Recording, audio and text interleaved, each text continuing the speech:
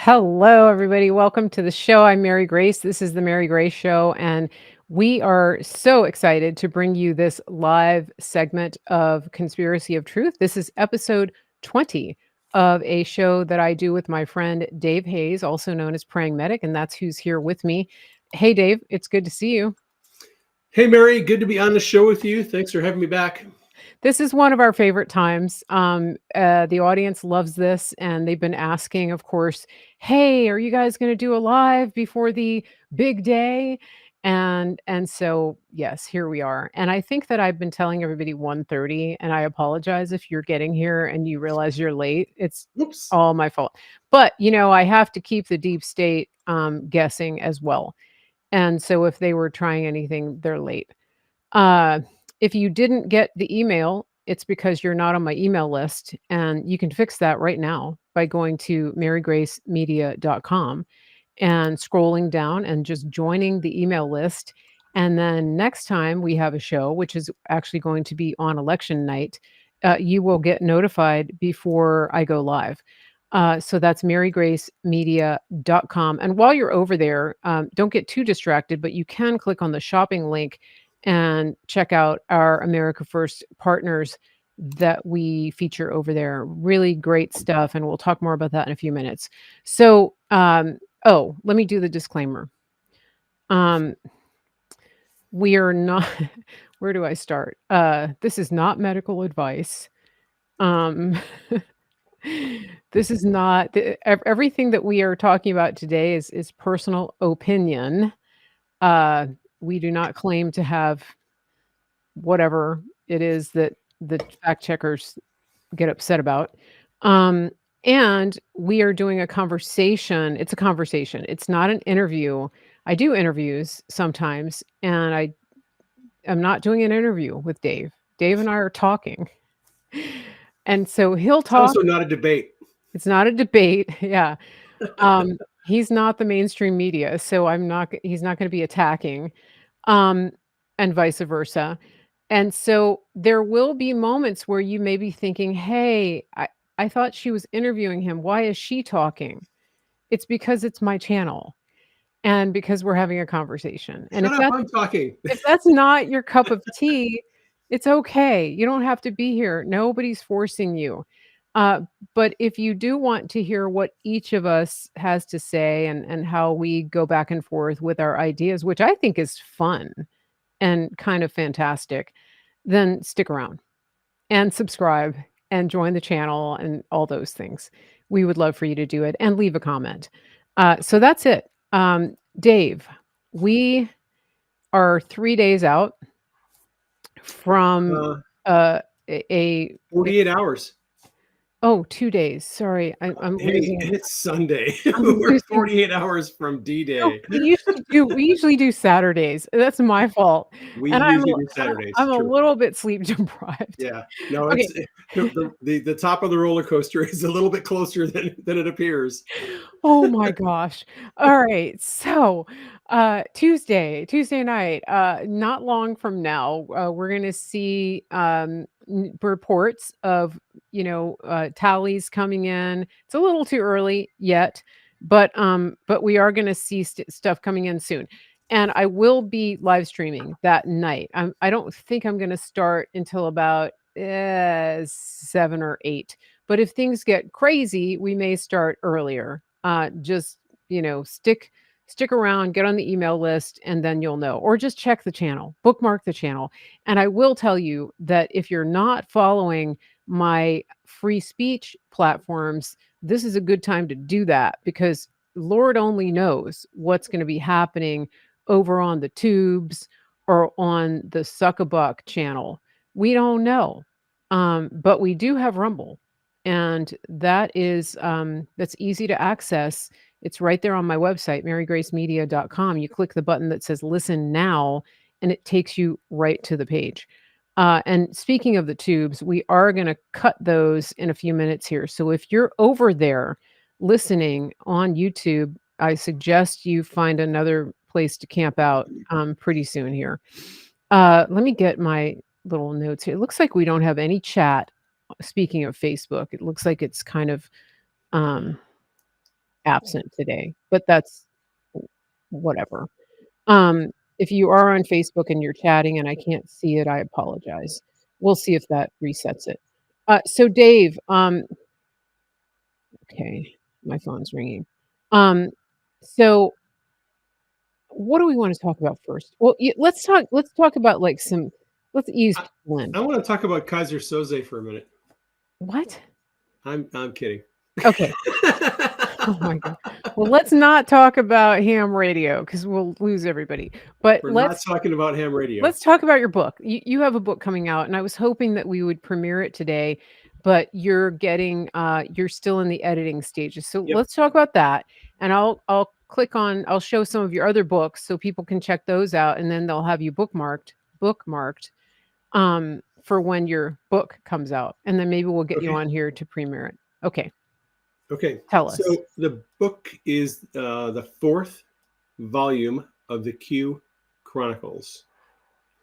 Not to be confused with the Chronicles of Narnia. Is there a wardrobe? Is there a what? A wardrobe? No, Okay. there isn't. Okay. There's a FISA warrant. Does that count? It depends on how Mrs. Medic illustrates that. Yeah. Maybe she Well, could hey, put it in a wardrobe. she's a good illustrator. So the forthcoming book is the fourth book in the Q Chronicles series. Okay. By the way, parenthetically, we are renaming the series of Q books Oh, okay. because of copyright stuff. Some smarty pants in Europe thought it would be cute to take out a copyright on the name Great Awakening. Great. Okay. It's always And the something. reason why that book is no longer available on Amazon is because of that copyright issue, which is probably past. But just to be on the safe side, we're going to rename the entire book Okay. series, and it's just going to be Q Chronicles, book Okay. 1, book 2, book 3, book 4. Okay. So book 4 is going to be coming out. It's being edited. The draft, well, the final manuscript is finished. It's being edited. Okay. So it's going to be a continuation. Good. Picking That's up where we exciting. left off. A lot of information about various subjects that Q has discussed. Yeah. I'm finally going to get around to talking about Edward Snowden. There's an entire chapter on Snowden Wow. Okay. and what Q has said about Snowden, his history, the stuff he leaked from the NSA. Is Snowden a black hat? Is he a white hat? What's his real deal? There's also a chapter on Julian Assange. I was just going to ask that. Yes. Okay. Yeah, it's time to talk about JA. Yeah. So all kinds of things that are related to Q in the upcoming book. Hopefully it'll be out, by the end of the month of November, hopefully. Okay. Well, that'll be a good Christmas gift for people. So that's exciting. And hopefully it'll be available in all places where books are sold. But yeah, in the meantime, let me put up some links here. Dave has written a lot of books, like a lot. And here's his emergency preparedness book. This is one that people really have grabbed onto and gravitated toward for obvious reasons. It's not too late to get it, so you can grab that. And it's emergency preparedness and off-grid communications. And I know that we have people here who are really into the radio stuff. And so you've been communicating with Dave. Dave has a Telegram channel just for that as well. Yep. So if you can't wait for the book, you can go join his Telegram channel for off-grid communications. Yep. And so I get people sending me emails about this stuff, and I'm just going, copy paste here, send it to Dave. Yeah. Or if you leave a comment on the Rumble or something that goes into detail, Dave's probably not going to see it. So probably not. Yeah, just email him. Okay, go ahead. Real quick about that book. The thing that I've read a lot of books on emergency preparedness. This book is very broad in scope. It's not very deep in any one subject. Okay. It covers a lot of subjects very broadly. So everything from putting aside food, putting aside water, how to filter water, surviving a nuclear uh, war, Yeah. communication, grid down Mhm. situation, home defense, self defense, mental preparedness, mapping. If we lose GPS and you have to figure out how to get someplace, you know how to read a Yeah. map. Teach you how to read a map. Okay. Many different subjects covered in this Mhm. book. Very broad approach to it. Good. And I think that's good because I get a lot of comments from people who, quite frankly, feel overwhelmed. And so this is a good starter book, Yeah. just to If get you your know nothing about preparedness, this is it's a good starter book. Don Shift, is a guy that I follow on Twitter. Mhm. Don Shift is a Ventura County cop, and he's written a whole series of books on Okay. suburban defense, suburban warfare, surviving nuclear war, all kinds of different things. All of them are in depth. He's a very good author. He's very knowledgeable. If you want in depth books on the subjects, I'd check out Don Shift on Okay. Amazon. But this is a broad book that covers just a lot of different things. Yeah, and so that's good. I think, like I said, I think most people are in that category of just going, "Okay, let me start a checklist here." Yeah. And then also one thing that I think is important about preparedness is that the there's a big, community element to it because obviously not most people can't do everything in the book themselves.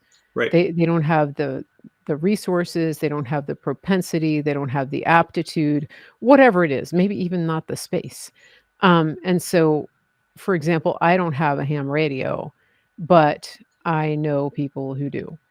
Right. And that's the kind of thing that I think is up to each person to pray and discern where you're gonna go with it. And most of all, we like to say here, "Don't be scared, be prepared."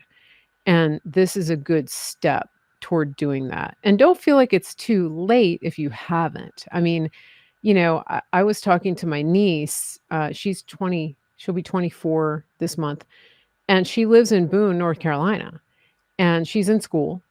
And like any college student, she was really not sitting around thinking we could have a devastating hurricane that ranks on a scale of 10 out of 10.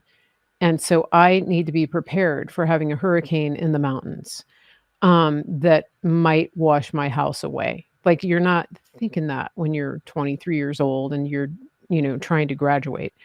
And so thank God her house is still there. It's a miracle that it is because, the video that she sent us and the stories that she's told after the fact, I mean, she came out of this situation knowing and saying to her roommates, "No one's coming to help us." And she was aware of that within the first few hours of waking up Saturday morning, just looking at the devastation. Was she prepared? No, she wasn't. And her roommate has a lifted truck, and so now nobody makes fun of him about that anymore because that's how they got around. And he also didn't, he was very level-headed. So there's a lot of good things about it, but my point is, she had community, the neighborhood was working together. She did learn that now she needs to be stockpiling water at the very least when she goes to the store, grab an extra gallon of water.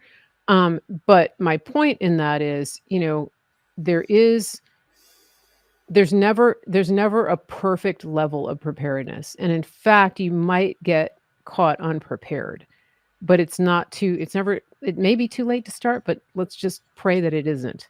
So start today. Just do what you can uh, with the resources that you have and pray and trust God to provide the protection and the resources that you just can't access, right? Yep. Okay. Okay, good. Now the comments are rolling, really rolling here, so that's good. And I wanna give a shout out to, Delia over on Rumble. She's our, moderator today, and we may have another moderator showing up, but Delia's helping spread links and get people keep people going over there. So be nice to our moderators, please. Um, and I want to talk now about the election. Today's episode, I titled it the garbage meme episode. Um, because Here we are. Because we have the troll in chief, the top troll, the chief troll out there doing more rallies today. But in case you missed it, in case you've been so busy prepping that you didn't know what happened in the news this last week, Joe Biden came out and called all of Trump's followers garbage. Now, we thought that deplorables was bad. We thought what MAGA extremists was bad, Nazis. But then he just went over the edge, garbage. And so within a very short time, Trump's team had a garbage truck waiting It for was him. the next day. Yeah. Yeah. He flew out to Green Bay. Yeah. When he touched down, they had a garbage truck all ready for him, the orange vest. And Yeah. he's like, "Are you guys serious?" And they're like, "Totally, sir. You got to do this." Yeah, the garbage truck, like, they had it wrapped, right? And Yeah. so, Yeah. I mean, it's amazing, and they gave him the vest, and then he decided to wear it to the rally. Did you hear him talking about that? So, Yes. he's so It was funny. hilarious. He goes, "You know, I really like my suit. I wanted to put my suit on, but then they told me this makes me look thinner, so Yeah. I kept it on." I mean, he and he's what I love about him is that the people who think that he's a narcissist, they don't know what that word means because he's really self-deprecating. I mean, he loves Oh, like he is. he can laugh at himself. When he talks about his hair and like yesterday he was saying he was having a bad hair day. But when he does it, it's so genuine. That's the thing. Like, this is just how he's talking to anybody that he's sitting around with. Like, I can just hear him at dinner going, "Yeah, they gave me the vest. Really, it's not my color, but then they told me it made me look slender, so I kept it on." Like, it's just narcissists don't act like that, or Nazis. People think he's a narcissist because he's always drawing attention to himself. However, that is not what a narcissist does. Yeah. So if you look into personality types, and I like this book, David Kersey, psychologist, has written several books on personality types. And Kersey would describe Trump as the personality type artisan promoter. I don't know if it's INTJ or what the makeup okay. is. Yeah. But it's personality typing. Trump is the classic artisan promoter. And artisan promoters are they're an artisan personality type, and they're a promoter because they love to do sales and marketing, and they're all about, they're consummate people who are focused on, here's what I have, here's my vision, here's what I can build, here's what I can do. I need some people to help me make this thing work. And the archetype of the artisan promoter is P.T. Barnum. Okay. Yeah, that makes sense. They're very creative people. They're very innovative people, and they know how to run a three-ring circus. They promote, they make big splash, lights, cameras, all kinds of jocularity and funny things happening. That P.T. Barnum is the archetype of the artisan promoter personality, and Trump is cut exactly from that personality. Everything he's going to do is going to draw attention. It's not because he's a narcissist. It's because he has a vision. He's trying to accomplish something. He has a product, whether it's an NFT token or some kind of idea. They're always promoting their ideas and their visions because they have big ideas and they're just creative thinking people. That's how they are. Doesn't make them a narcissist. Well, the other thing too that I think people mistake for narcissism is his confidence. Right. When he tells Little Rocket Man, I have a button too, and my button works. That's not narcissism. That's just fact. And that's fact. Kim Jong-un, there's no reason to believe that Kim Jong-un has the missile capability to hit the United States with a a nuclear missile.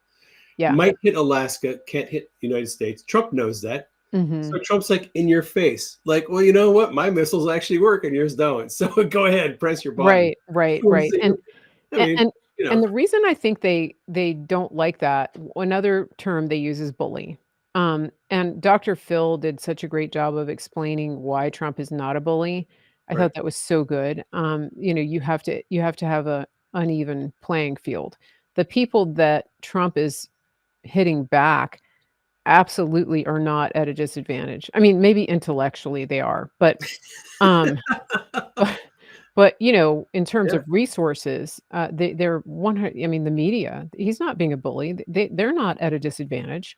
But the other thing too is that, you know, he's so confident and he's really given us courage because the Marxists have spent a lot of time convincing us that speaking your mind, standing up for what you believe, saying things a certain way, using strong language, that all of that is not cool, that it's not kosher, and in fact, that it's politically incorrect or even violent. And so they have used rhetoric and they have pushed a narrative that has made people afraid to speak their mind and to right. to tell the truth. And, Trump coming along We've been and bullied for 9 years. yeah, we've been bullied and we've been gaslit into thinking that if you speak your mind, you're a bad person. Lose your And job, yeah, excommunicated from your church, kicked out of your yeah, family, yeah, marginalized by yeah, your neighbors. yeah. That's what people face. They've been facing that for 9 years. And so we've been in this codependent relationship, where we've let these people, uh, not it's not a codependent, it's abusive. It's an Yeah, abusive relationship where we've let these people abuse us to the point where we're afraid to speak our mind. Um, and so that's the difference, right? It's not narcissism, it's not bullying, it's just strength I want to and bring up one confidence. more point. Yes. This is a point that people, if you don't understand Trump, you're going to hear people say this, and they're going to say, "See, this is a narcissist." Trump is always talking about the size of his rallies. Okay, and people who don't understand Trump and don't understand the dynamic of the mainstream media and the battle that Trump is in don't understand why he does that. Why does he always talk about, well, we had 107,000 people in New Jersey, we had 80,000 at the rally in Mhm. Pennsylvania, we had this many here?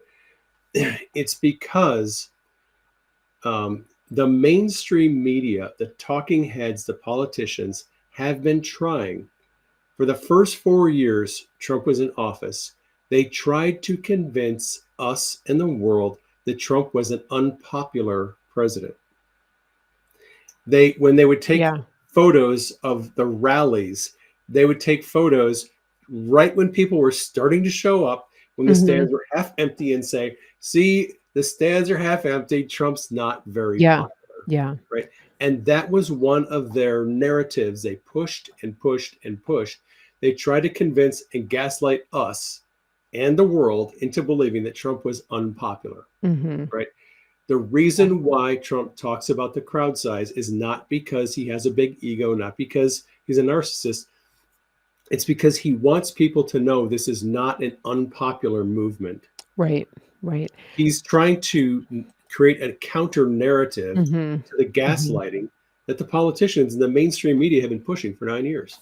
Yeah, yeah, well, the other thing too, I mean, speaking of the media, when he was doing the last debate against, Kamala and those other 2 people from the media, Kamala? um, Camilla Kamala, um, yeah, those people, the smooth-brained idiots that were running the debate, um, he he did what he's had to do frequently, which is he would keep talking even after the buzzer went off. Like, he got as many words as possible in because he knows that, um, that this is, like, his chance to get the truth out to people who've never heard it before.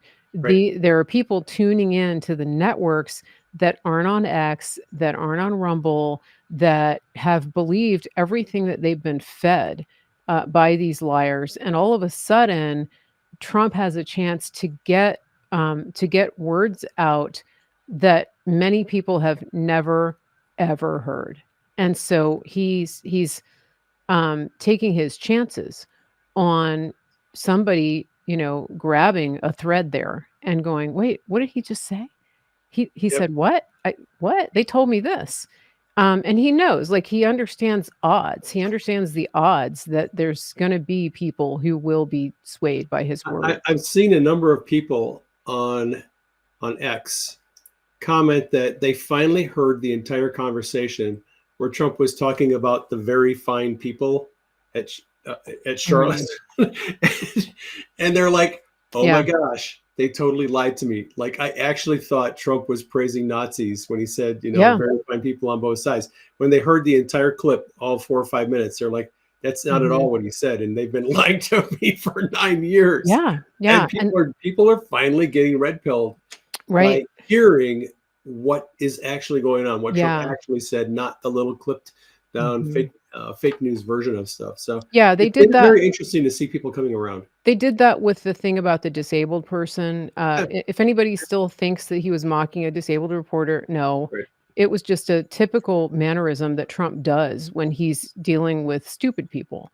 Right. Not disabled. I mean, that is kind of a disability, but it's not protected. So he does this thing where he's just kind of mocking them, or he's expressing exasperation because he's talking with his hands. And speaking of getting the full message out, have you talked to people who listened to the Joe Rogan interview and have been red pilled as a result of that? I mean, it was unfiltered. Yeah, I have. All the podcasts that he's been doing have been hitting people in the feels in a really good way. I'm seeing a lot of liberals, a lot of former Trump haters. I'm seeing them posting on social media. They're like, "Holy crap." Like, once I sat down and listened to Trump and Rogan talk, it was like, he's like a regular guy. Like, I totally understand him now. Yeah. Like, I just got a different view from what has been portrayed by the media for the last 9 years. It's really astounding that, and this, a lot of credit goes to Barron Trump. Barron now has an official job as Trump's podcast advisor. And he's been telling him, "You need to go on this podcast. You need to talk to this guy. And he scheduled this podcast." And it's really made an influence in demographics that Trump has not been able to reach, previously. Yeah, I think it's really neat. I've pointed out before that President Trump is unique in that he has children from 3 different generations. He has a Gen X. He has, well, not just one, but he has Gen X, Millennial, and Gen Z. Yep. So, I mean, that's pretty cool. And Tiffany, I guess, is like between Gen Z and Millennial, and so she has some influence as well. But Barron is definitely Gen Z, and he's very dialed in, and it's interesting to see his evolution as well. All this time, he's been kept kind of behind the scenes, and here he is having arguably a big influence on this election. So I love seeing that. Some political commentators are calling this the podcast election. I know. There are people who are saying that the Kamala's decision not to do podcasts, and Trump's willingness to go on all these different podcast platforms, is probably going to be the thing that will decide the election. Yeah, General Flynn was saying that podcast presidency. We were in a Zoom with him the other day, and he was using that terminology. So I think, I mean, it's a whole new landscape, and the phrase "we are the news" is 100% true now. And Jeff Bezos came out and said the quiet part out loud. What? Wait, what did I miss? Did you miss his op-ed in the Washington Post? Yeah, yeah, I don't usually click on that. So yeah, well, Alrighty. So tell us. Jeff Bezos, the owner Yeah, of the Washington Post, wrote and an Amazon. op-ed. Let's see, I think it was on Wednesday, and he basically came out in this op-ed and said, "Trust in the mainstream media is at an all-time low. We used to be ranked slightly above members of Congress. We are now below the members of Congress. We are the least trusted group of professionals in the world. People have like not, there's Mhm. the uh, people the number of people who trust the mainstream media is now 9%. They're in the single digits. Right. So Wow. he basically said, look, we have got to rethink how we do news and opinion. We cannot continue to do things the way we've done it. It's not working. People don't believe us. They don't trust us. We lost their trust years ago, and we have to turn this thing around. Um, Wow. and he explained why Washington Post is not going to endorse a presidential candidate. He said no newspaper should endorse a presidential candidate ever. It shouldn't be the job of news outlets to advocate for certain political people. It should be their jobs to provide information and let the people decide who they want to vote for. He Wow. said that he's demanded that they hire conservative, um, at least starting with some conservative voices in the editorial Mhm. department. I did see that. I saw that. Yeah. No. So Okay. Bezos has basically just came out and said, "Look, you know, mainstream media is dead, and Mhm. people are getting their information from independent journalists and citizen Mhm. journalists, and something that we've known for years." Do you think it's Bezos genuine? really Do you came out think and said, is this genuine, or is it like Zuckerberg coming out and saying that he thought Trump was a badass because he thinks it might save his "Yeah, well, hide? here's my take. I think that Bezos has recognized there's a huge problem. He's recognizing, and it's probably known for a long time, Mhm. that there's a big problem, Mhm. and he's now deciding that he has to do something about it, right? Right. So Right. hiring a few conservative, voices in the editorial section, that's not going to move the needle for most people. If they Mhm. start to hire actual conservative or libertarian or middle of the road, straight down the middle journalists who report on the news, Mhm. and the news section of the Washington Post is no Right. longer just 100% liberal propaganda, that might actually change people's opinions. Mhm. So my take is I'm waiting. I'm going to wait and see. However, it is interesting that Bezos has basically thrown in the white flag and like, okay, we're we got Yeah. to start over. It's not Yeah, working. yeah. I mean, it's true, and I mean, I trust gas station sushi better than I would trust the mainstream media, And legacy and media. and to your point, you asked a valid question. Is this another thing like Zuckerberg kissing ass to Trump because he knows Trump is coming in? Mhm, Uh, it probably is a little bit of that. I'm seeing a lot of tech moguls. Sundar Pichai, he's the CEO of Google. mhm. Bezos, Zuckerberg, they're all lining up and they're all changing their tune. Like, holy crap, Trump is going to be president and he could literally destroy us if we don't, kiss the ring and behave ourselves. Yeah, So I think there's some of that going on. okay, okay, yeah, I mean, I imagine there would be because Yeah. yeah, when you talk about retribution, coming into office, and, if you're somebody who knows that you were complicit in The funding. attempted overthrow of a duly elected president. Yeah. Yeah, the overthrow and, whatever they did with this last election, when you privately funded, hundreds of millions of dollars for drop boxes, to collect, um, phony ballots, I mean, if I'm suck a buck, I'm gonna try something to get me out of hot water Yeah. preemptively, I don't know. I don't know what's gonna happen. Speaking of, I feel like I'm filtering my words right now, and that means it's time to turn off YouTube. So, So let's get YouTube turned off. If you're on YouTube, just go in the show notes and there's a link right there to take you to the next place you can watch. And thank you for being on YouTube. But for now, that's it. Turning it off. Can we speak frankly? Pretty much, yeah. I mean, we're still on Facebook, but they seem to be less weird. Cool. I think, yeah. But speaking of Facebook, to all my Facebook people, please tag people that you see, and please just hit the hearts, hit the likes, subscribe, follow the page, do that. That really helps. Also on Rumble, when you come back to Rumble, leave a comment in the regular comment section. Nobody can see the live comments after the fact on Rumble, which I hope they fix one day. And then hit the thumbs up. Just go under the video and hit the thumbs up. That really, really helps to push it up in the algorithm when you do that. Also on Facebook, I wanted to let you guys know, speaking of not smart, Kamala's team has been running ads on my Facebook videos. I love saying that because they're so dumb. That's just one of the stupidest things you could ever do. I've run Facebook ads, for companies before, and there's a way that you target your audience based on who's most likely to buy. It's not that hard.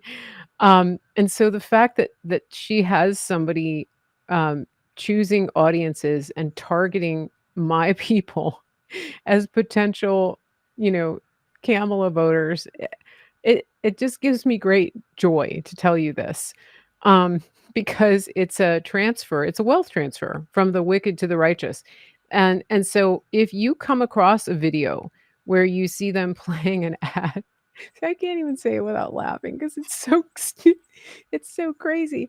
But when you see this, please just play the video on repeat over and over and over and just use up their ad budget. That's what I'm asking you to do. You can mute it, but just hit replay, replay, replay, replay, replay. I think if they're that stupid, if they're stupid enough to target you, don't get offended. Chalk it up as a win, because that's Facebook ads 101, and whoever they hired has failed, and so they do not deserve to not have their ad money used up. Okay. Somebody said maybe those ads are done on purpose by a Kamala traitor. That could be. Maybe there's a Trump person on their ad team that's saying, "Hey, I know what to do. I've got this." Can I share a juicy rumor with you? Yes. All right. Denise was listening to something last night on X, and it was some guy reporting he had heard from a source inside Kamala's campaign, okay, that said they're out of money. I saw something. And I can't verify that. I cannot confirm that. I just know that this guy, who is a somewhat reputable guy, has said that he's heard that they've actually blown through all their campaign money, which is kind of weird because they had like $1 billion to spend. I would believe that because I think it was Joey Manorino was saying that this most recent event, it was paid for with like multiple different checks. Right. That's what I heard. The guy that I was hearing from, he said that's what he said. Impossible to verify, but right. Well, I was telling you before we came on, one of my data points is the level of trolling that you see on social media. When they first announced for her, my Facebook comments were just littered with the nastiest, most horrific trolls that were, coming out in support of Kamala. And now the only thing I see is like real people, these crazy white liberal women who think they're going to convince us that Kamala is the way. They're not paid. At least they're not paid to do this. But I've seen a sharp downturn in what I would consider paid trolling on the Facebook, and my Facebook is very active, as you know. We get tons and tons of impressions, and so when I that to me, that is a reliable data point that they have either run out of money, they've stopped trying, or and the question is, like, why have they stopped trying? Have they stopped because they're confident of the steal, that they don't have to do anything else, kind of like when they had Joe in the basement and they were running rallies at Jeep dealerships and everybody in the Jeeps was people that worked there? Right. Um, or are they throwing in the towel and waiting until 2028 and just, planning on making the next 4 years next to impossible for Trump? Like, I don't know. What do you think? Yeah, I don't know either. I've been looking at the early voting data every day for weeks on my Telegram channel and on Telegram or X to some degree. I've just been following the pollsters, and Mhm. the pollsters have been providing very helpful information. If you are one of those people who thinks all polls are fake, please don't leave comments on my post. Just ignore what I'm posting. I do not take the position that all the polls are real and good information. There's bad ones, and there are actually some good ones. Mhm. Atlas Intel, for example, a little known polling company, they polled the 2020 election very, very closely. Their projected voting tallies for Arizona, for different places, they were very, very spot on with their Mhm. projections and their polling. So some polling companies are actually very accurate. Some are not. Some are just, Mhm. it's just, suppression polling. Like the Des Moines Register poll that came out yesterday showing that Harris is up by 3 points in Iowa. Yeah. It's a suppression poll. It's a Yeah. weekend before the election. All they're trying to do is to doom fag and get people to maybe not show up, Republicans to not show up at the polls on Tuesday. He goes, oh no, we try, it's lost, there's no hope, we're just not going to vote. And Mhm. that's what they're hoping to do. It's just high level trolling. Mhm. Um, Do you think that's part of the reason that Trump was pushing everybody to vote early so that they wouldn't be affected by that? yeah, possibly. Mhm. I think there's multiple reasons why Trump has been pushing the early voting. One of the legit reasons is because they decided to chase ballots this year, which I thought was stupid as heck. And I will be the first one to say I was wrong. It was actually a very good idea. It was brilliant. They decided to go out and chase ballots. And what that means is they sent out Scott Presler, they sent out Charlie Kirk with Turning Point and all these other groups on the ground with thousands, hundreds of thousands of volunteers. And they're going and knocking on people's doors asking, have you voted? Are you registered? Hey, you're not registered? Let's get you registered now. Hey, fill out your ballot. Take a few minutes and we'll take it and we'll deliver it for you if you need to. If you can't, drive, can't Mhm. get out. In the places where it's legal. Yeah. In the places where it's legal. Denise has a mobile app on her phone. She has been texting people who are on the list of registered voters, asking them, hey, remind you, hey, please be sure. And, if you're going to vote early, get your vote in by Friday. Or if you're going to vote in person, be sure, and you know where the polling location is. If you have any questions, Mhm. she's been sending out postcards to people who are registered voters. There are hundreds of thousands of people who are contacting low propensity and no propensity voters. And that is actually going to be, I think, the biggest demographic that is going to change this election. Republicans have a massive lead. If looking at all the early voting returns Mhm. that are coming in the swing states, like I said, I've been monitoring this stuff very closely. The low propensity and no propensity voters are coming out in massive numbers for Trump. People Mhm. who have not voted in the past two presidential elections did not vote in the midterms, but they're coming out to vote in this election Yeah. because they feel like we're at a critical point and they can't sit this one out. Yeah. Larry Schweikert, who's an election analyst here in Maricopa County, Mhm. he said that Maricopa County is approaching 75% turnout for Republicans. Now, you've been listening to Flynn, and what has he been saying? We need to get our voter turnout to Yeah, 75, yeah, 70% or 80%. higher. He said Well, 80 would be great. it Yeah. would be great, but 75 is better. We're Mhm. typically run about 60, 65%. So we're seeing massive turnout Yeah. in Arizona for Republicans. And the same thing is happening in North Carolina. The same thing is happening. Nevada has the Mhm. early voting in Nevada is very positive for Trump. I New think, Jersey is in play. hey, Virginia is in play. I know, I know. He was in How Virginia excited are yesterday. you about Virginia? I think It there's breaks a my heart to look at the election map and see my state showing up as blue. hey, It's my just governor is Katie Hobbs. okay. She's Alright. only got 2 more years. Okay, well, I But was Virginia happy is in about our play. governor. Yeah. The early voting coming out of New Jersey is really, really good for Republicans. Now, I'm not saying that Trump is going to win New Jersey because the in-person voting in New Jersey tends to be much more Democrat than Republican. Mhm. But in most of the swing states like North Carolina, Georgia, Arizona, Mhm. Nevada, Michigan, Wisconsin, those states, the day of election voting tends to be much more Mhm. Republican. In states where you can do mail-in balloting, Democrats usually have the bulk of their voters vote Yeah. early by mail. Republicans tend to come in, vote day of election a little bit more. Mhm.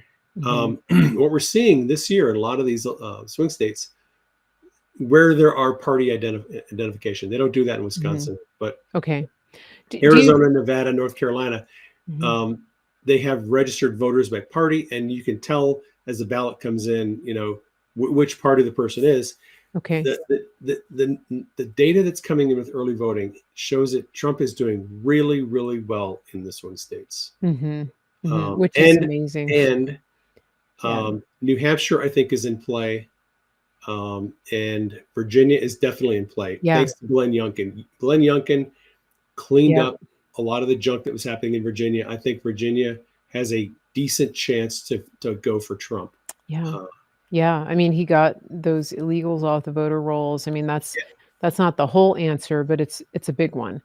And I think, it's interesting because there are there's a lot of speculation about whether the blob, whatever you want to call them, will allow this election to take place. If it does take place, will they allow Trump to take office? Um, there is speculation about what would be called a color revolution. And there's not that just there's not just speculation. The New York Times published an op-ed a week ago, Mhm. basically saying we had 4 different ways we could have kept Trump off the ballot, and we failed at those 4 ways. So Now now that, now that Trump is on the ballot and now that he might win, the 5th option is a color revolution. The New York Times yeah. op-ed is openly endorsing a color revolution against Trump if he takes office. But So yeah, but that means that they're they already have to telling us what their game plan is. so that means, though, that they have to have enough they have to activate, Antifa, right, and Black Lives Matter, like, they because you can't really do it without the riots, for right? I mean, Correct. it kinda has to happen that way. I absolutely believe we're going to see massive protests and rioting after the election if Trump Mhm. is declared the winner. Yeah. There's going to be a lot of very angry and sad people come Wednesday morning. Yeah. And There's I don't think the way that the numbers are looking right now, in my opinion, I think they may call the election on Tuesday night, especially if Mm. Virginia goes for Trump. Yeah. If Virginia goes for Trump, it's over. Is it true that if he gets Pennsylvania, it's over? All right. Or So yes, it is. okay. If they call Pennsylvania for Trump on election night, it's over. Okay. Because if and here's why: if Pennsylvania falls for Trump enough to the point where they can call it on election night, Right. that likely means that Georgia, North Carolina, Arizona, and Nevada are all going for Trump because those swing Mhm. states, that block of swing states, Wisconsin, Michigan, Pennsylvania, Georgia, Arizona, Nevada, tend to vote in the same direction. Right? That's why they're swing states. They typically will all vote blue or all vote red. They don't usually go split up and go some red, some blue. They normally vote together. Okay. Not always, but generally. Yeah. The three Rust Belt states, Wisconsin, Michigan, Pennsylvania, typically vote much closer. The Sun Belt states, North Carolina, Georgia, Arizona, and Nevada, they tend to vote much closer in a block.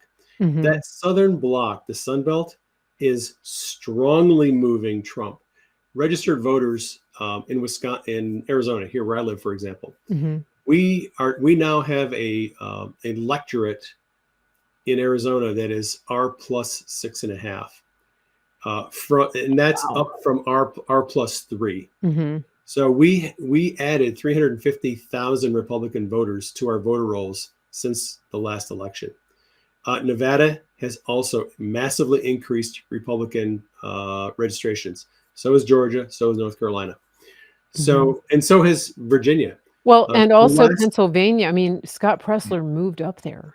Pennsylvania has also massively increased voters. Republican registrations relative to Democrat registrations. Republicans have gained, I think, 500,000 Republican voters in since the last election.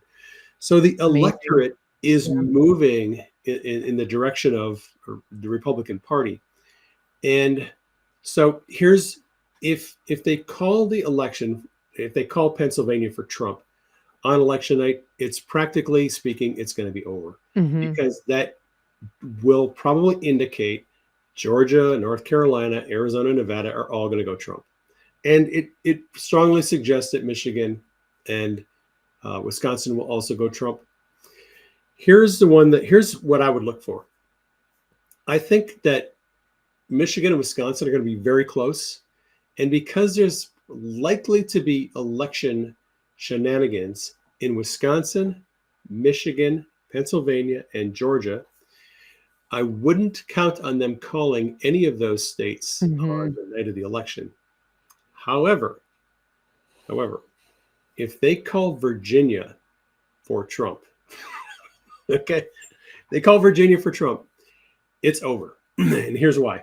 Because if Trump holds all the red states, and in the swing states, if he picks up Virginia, if he holds Georgia, North Carolina, Arizona, and Nevada, that's 270. He doesn't need Pennsylvania, Wisconsin, or Michigan. If he gets Virginia and holds Nevada and North Carolina, it's over. It's 270.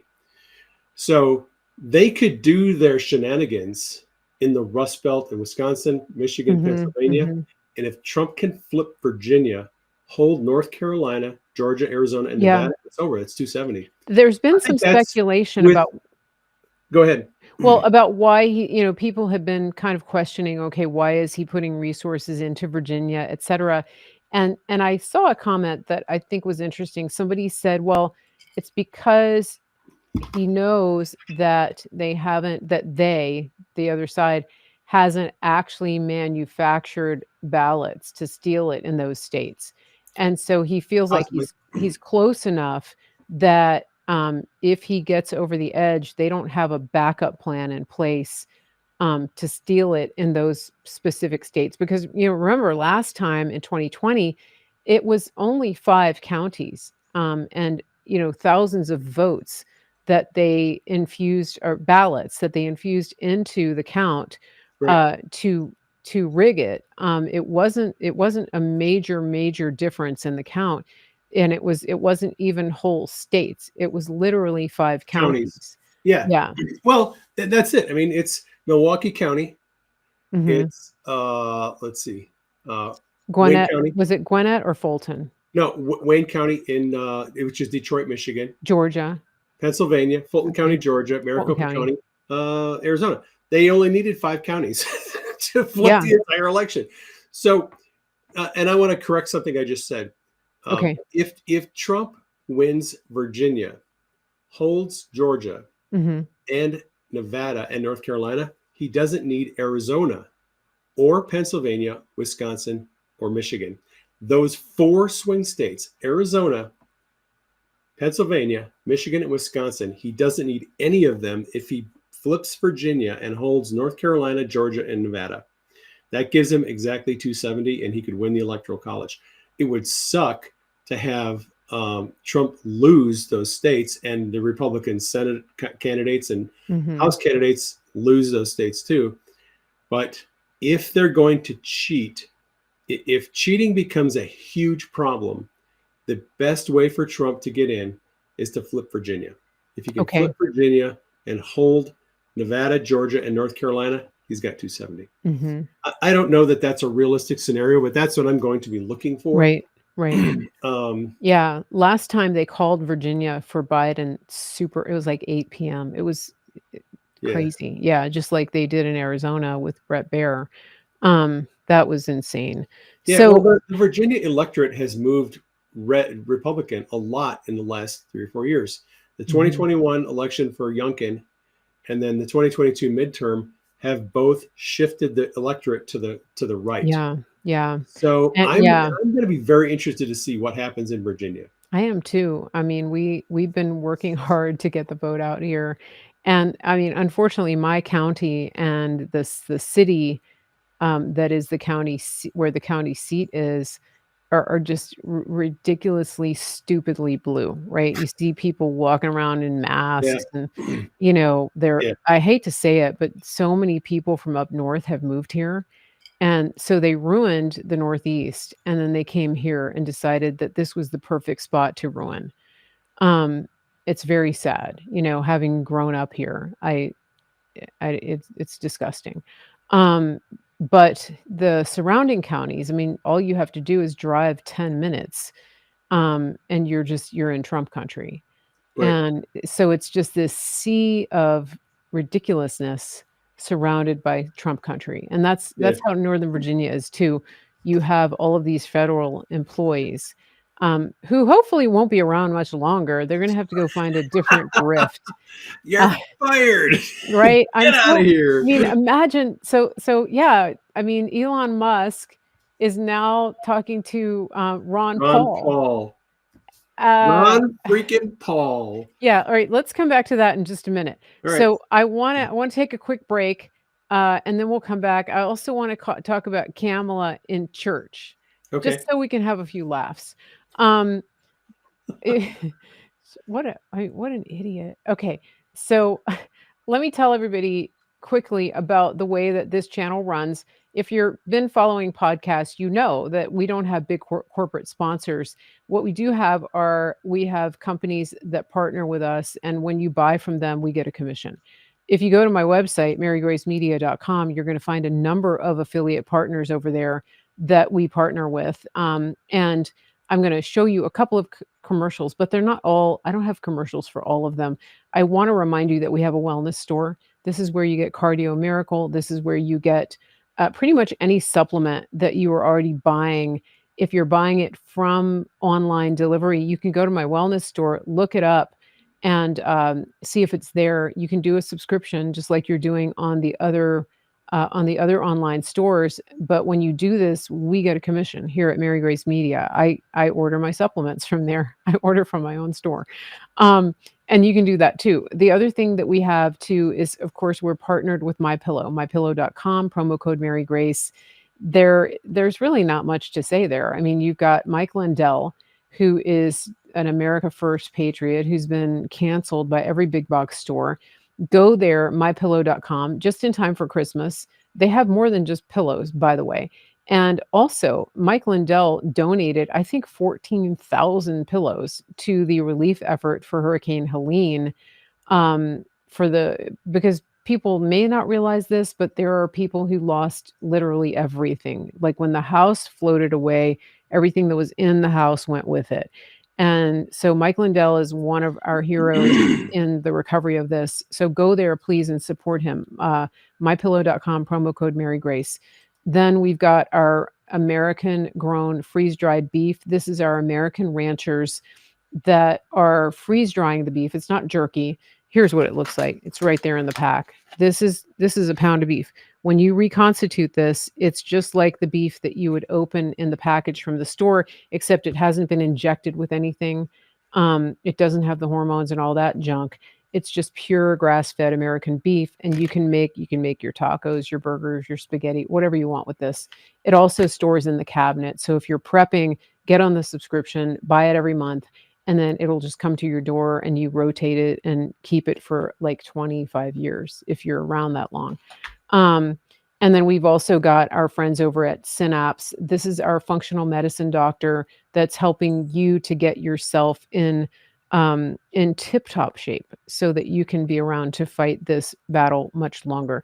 I'm going to show you a couple of commercials. You can also watch the live Q&A that we did yesterday with Dr. Sperl from Synapse. It was really, really good. We talked a lot about stroke. We talked about statins and things like that because a lot of people are on those, and it's very likely that you shouldn't be. But I'm not a doctor. This is not medical advice. Go watch the episode and then schedule a free discovery call with them. All right, we'll be right back after these messages from our sponsors. And if you need to refresh your beverage or take a personal break, this is the time to do it. But don't turn the volume off because we want you to hear this. We'll be right back. This is my brother, and I'm Nace, and we're at the Grid Down Chowdown, and this is Larry, who is a local rancher that we've partnered with. Now, Larry, you've been ranching for over 4 generations, is that correct? That's correct. I'm 3rd generation, my son's 4th generation, and I've got some grandkids that are 5th generation. Man, that's awesome. We've been here for quite a while, yeah. All right, now, Larry, your cattle is grass-fed, grass-finished, and pasture-raised, just like God intended them to be. Yes, because I want to know what's in that animal, Right. What it's been fed, and so the only way to do that is for us to keep it all natural, just like God has done it for years and years and years, thousands of years. How has partnering up with us helped you and your ranch? Well, it's allowed us to develop a market that we didn't have before, one that can get directly to the consumer, and that's great. And just remember, more importantly, with every package that you buy, we put a salvation track in there. So from the bottom of our hearts, we thank you for allowing us to do what we believe that God has us here to do. And just remember, God loves you. He really does. Amen. Go to griddownchowdown.com and use promo code MaryGrace. More now than ever on healthcare, and we're sicker than almost anybody in the world.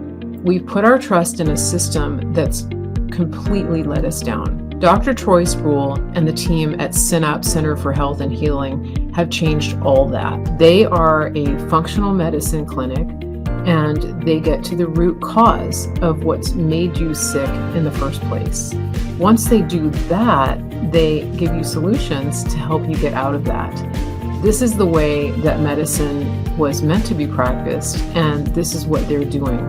They're changing the entire system from the inside out, one person at a time, and you could be one of those people. And so when you're working with the team at Synapse, they're giving you solutions and not just prescriptions.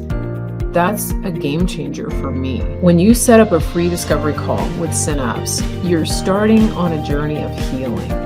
You're starting on a journey of getting answers. And that's why I've partnered with them, because I want you to be healthy. I want your family to be healthy. I want you to have all of the resources that you need to steward the body and the health that God's given you. Go to officialsynapse.com and tell them Mary Grace sent you. That's official Synapse, synapse.com. We're back. I love that cowboy. I love that commercial. So, yeah, anyway, if you missed any of that, just go directly to my website, marygracemedia.com, and you can find the links for all of those affiliate partners that we have there. You can also email me, info@marygracemedia.com, and I will send you the links if you need them. Dave, while we're talking about some of this, we mentioned health a little bit. You and I were talking a little bit earlier about my experience with my dad, my stepdad, who was in the hospital, had a stroke. Now he's home, and I'm doing all the coordination. And I wanted to talk a little bit about this because I've had a good experience with the VA, amazingly, and I want my listeners to know that there's a lot of resources available. I don't want to dwell on it, but I want to make sure I get this in.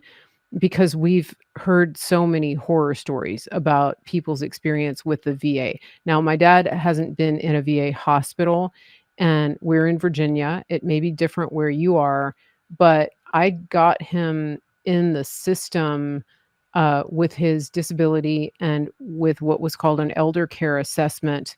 I started that process a few years ago. And because I did that, it actually has put him in a position to get tons of resources. I mean, if we had to pay out of pocket for everything that they're providing right now, we wouldn't be able to do it. And, because of what they're providing, we're able to keep him at home, and we're able to have all the disposable things that he needs, and they just get sent right to the door. And I've had phone calls with people from the VA who are helping us coordinate his care, and really just lining up all of the resources. Now it takes time, right? I'm spending time on the phone, but I don't there may be somebody listening today who needs to hear this, because I think that that with the bad press that the VA has gotten, I have a feeling there are people who are veterans who or either have loved ones who are veterans who have not even pursued this.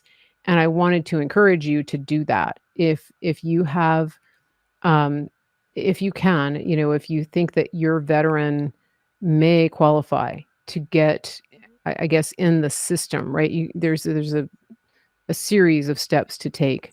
But just contact me if you're not sure. If you think that that may be the case, send me an email, info@marygracemedia.com. I really want to make sure our veterans are taken care of, and I think that people are missing out because they're just not pursuing it. And so I wanted to get that word in here before we go on to anything else. And if there's anything you want to add as a medic, because I'm sure you've dealt with things like this. Yeah. I think you covered it. Okay. All right. So let's move on to the next thing. I think I do want to talk about Trump a little bit more, but let's just make fun of Kamala for a minute. Okay. Did you see her at church? Did you see her preaching? I'm not kidding. Yes, I did. In Philadelphia. Oh my gosh. Yeah. Like what? I mean, what? Like, I've been saying this for a long time. Everything about Kamala and her campaign is fake. Everything. yeah. Her accents are fake. When she goes to a restaurant, they make all the patrons leave the restaurant and they bus in a bunch of paid people to come into the restaurant and act like patrons. When she goes, has a rally, everybody there bust in. Like, everything is fake. Everything is scripted. If her teleprompter goes down, she doesn't know what to say. She can't actually respond until a teleprompter comes back up or someone hands her a card with something to say. It's ridiculous. Yeah. And then there's the fake accents everywhere she goes. The commercial, what the men, was it white men for Trump? No, just men for Trump, for Kamala. They were all actors. Yeah. Yeah. So that was crazy. But yeah, she went to a church in Philly and they put her in the pulpit and she was standing up there. It was like her gospel. And she became a Pentecostal preacher. Yeah, it was her gospel preacher moment. It was like Hillary's hot sauce and I ain't no ways tired moment on steroids. And I mean, she was it's really, I mean, if I were Kamala, I would be worried about having an encounter with the Lord over this, because I mean, I think he's big mad. I mean, I would be, because she was quoting scripture out of context, um, invoking scripture to manipulate people emotionally, and like God does not like that. In fact, he hates it and he talks about it, and that's what she was doing, just to manipulate these people. And she was campaigning from the pulpit, which really is a violation. It's a violation of the tax exempt. It kind of is. Right? I mean, she was up there campaigning, But I do. Pastor Jack Hibbs has a video on YouTube. He went through it, and he had some real gems analyzing that. And it's worth it if you want to go find it, everybody.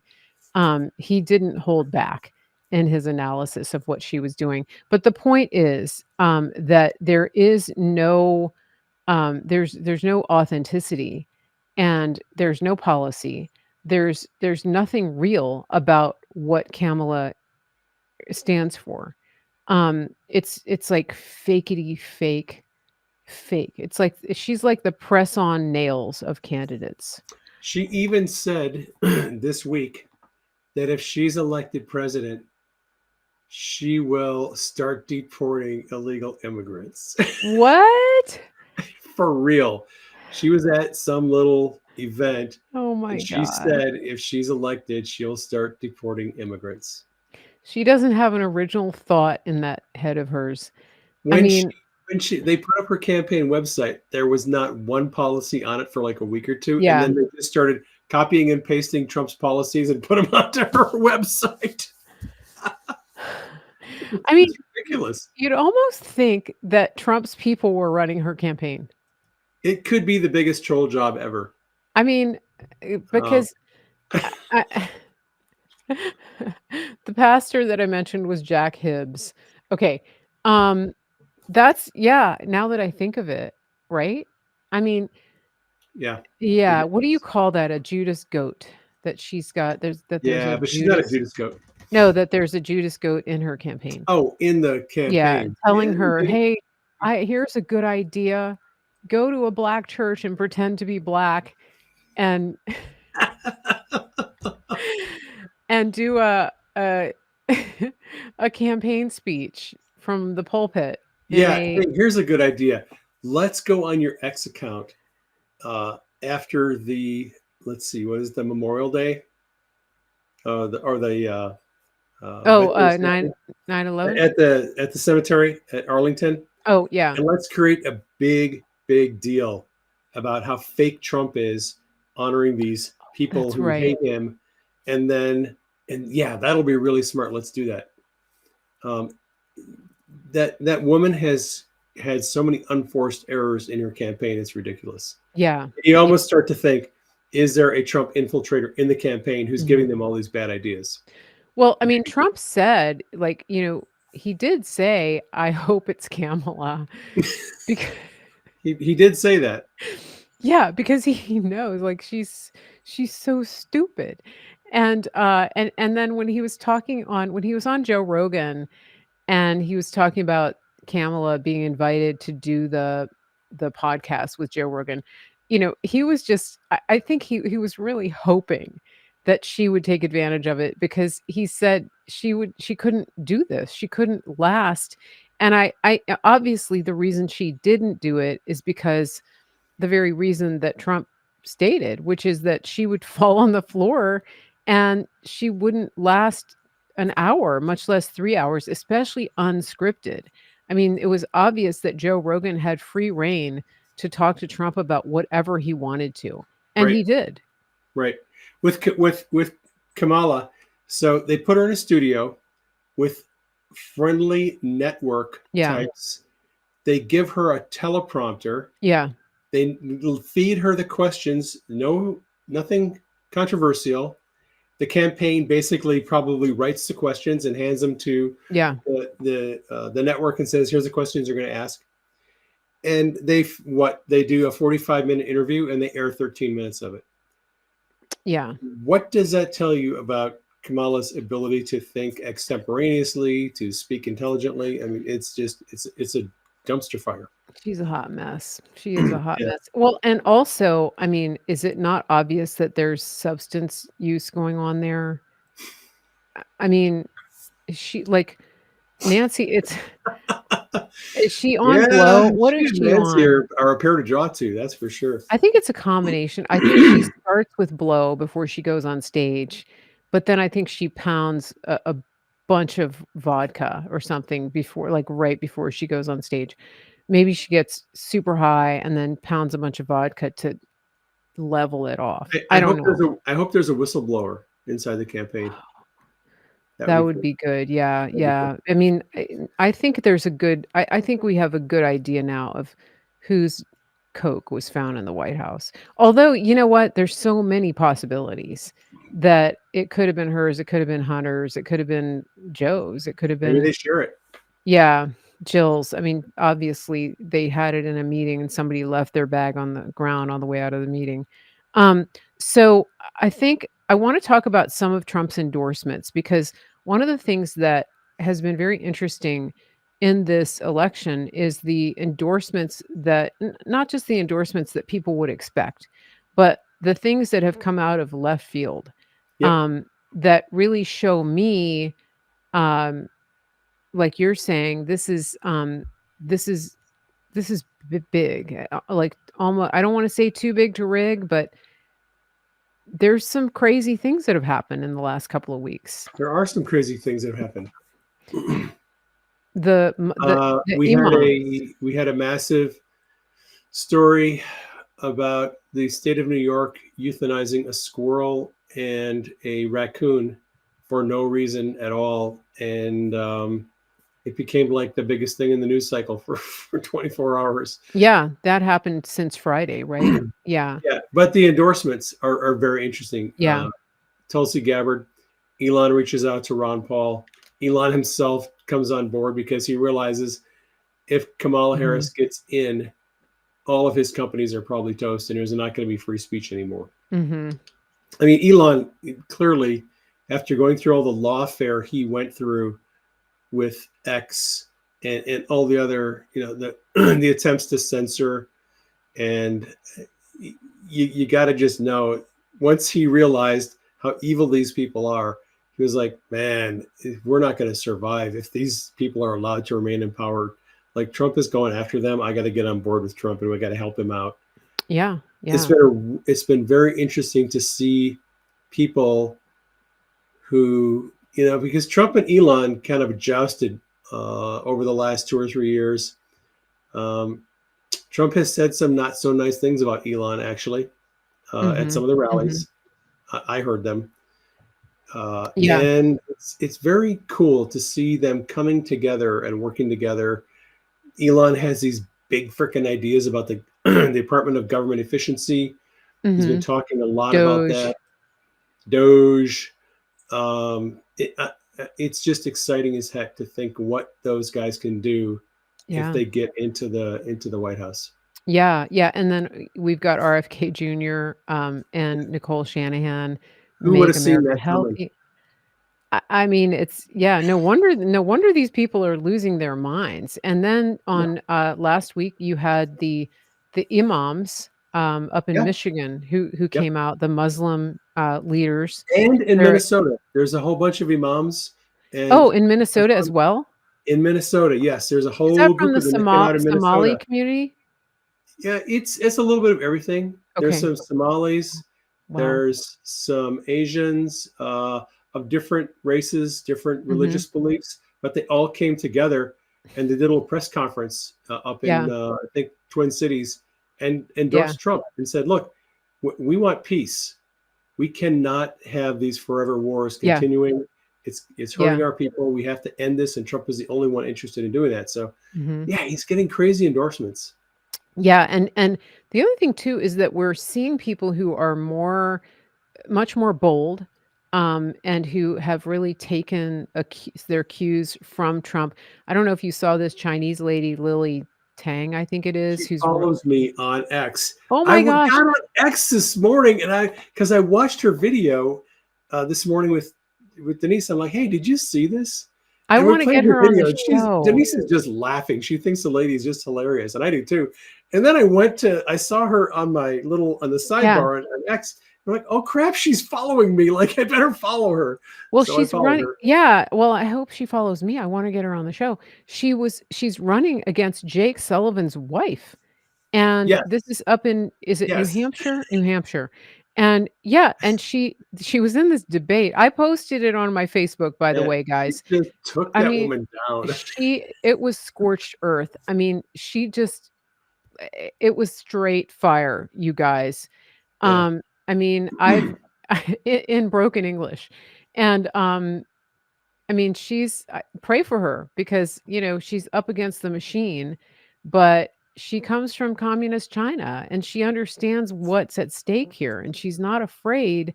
And I think it's Lily Tang, right? Lily Lily Tang. Yep. Tang.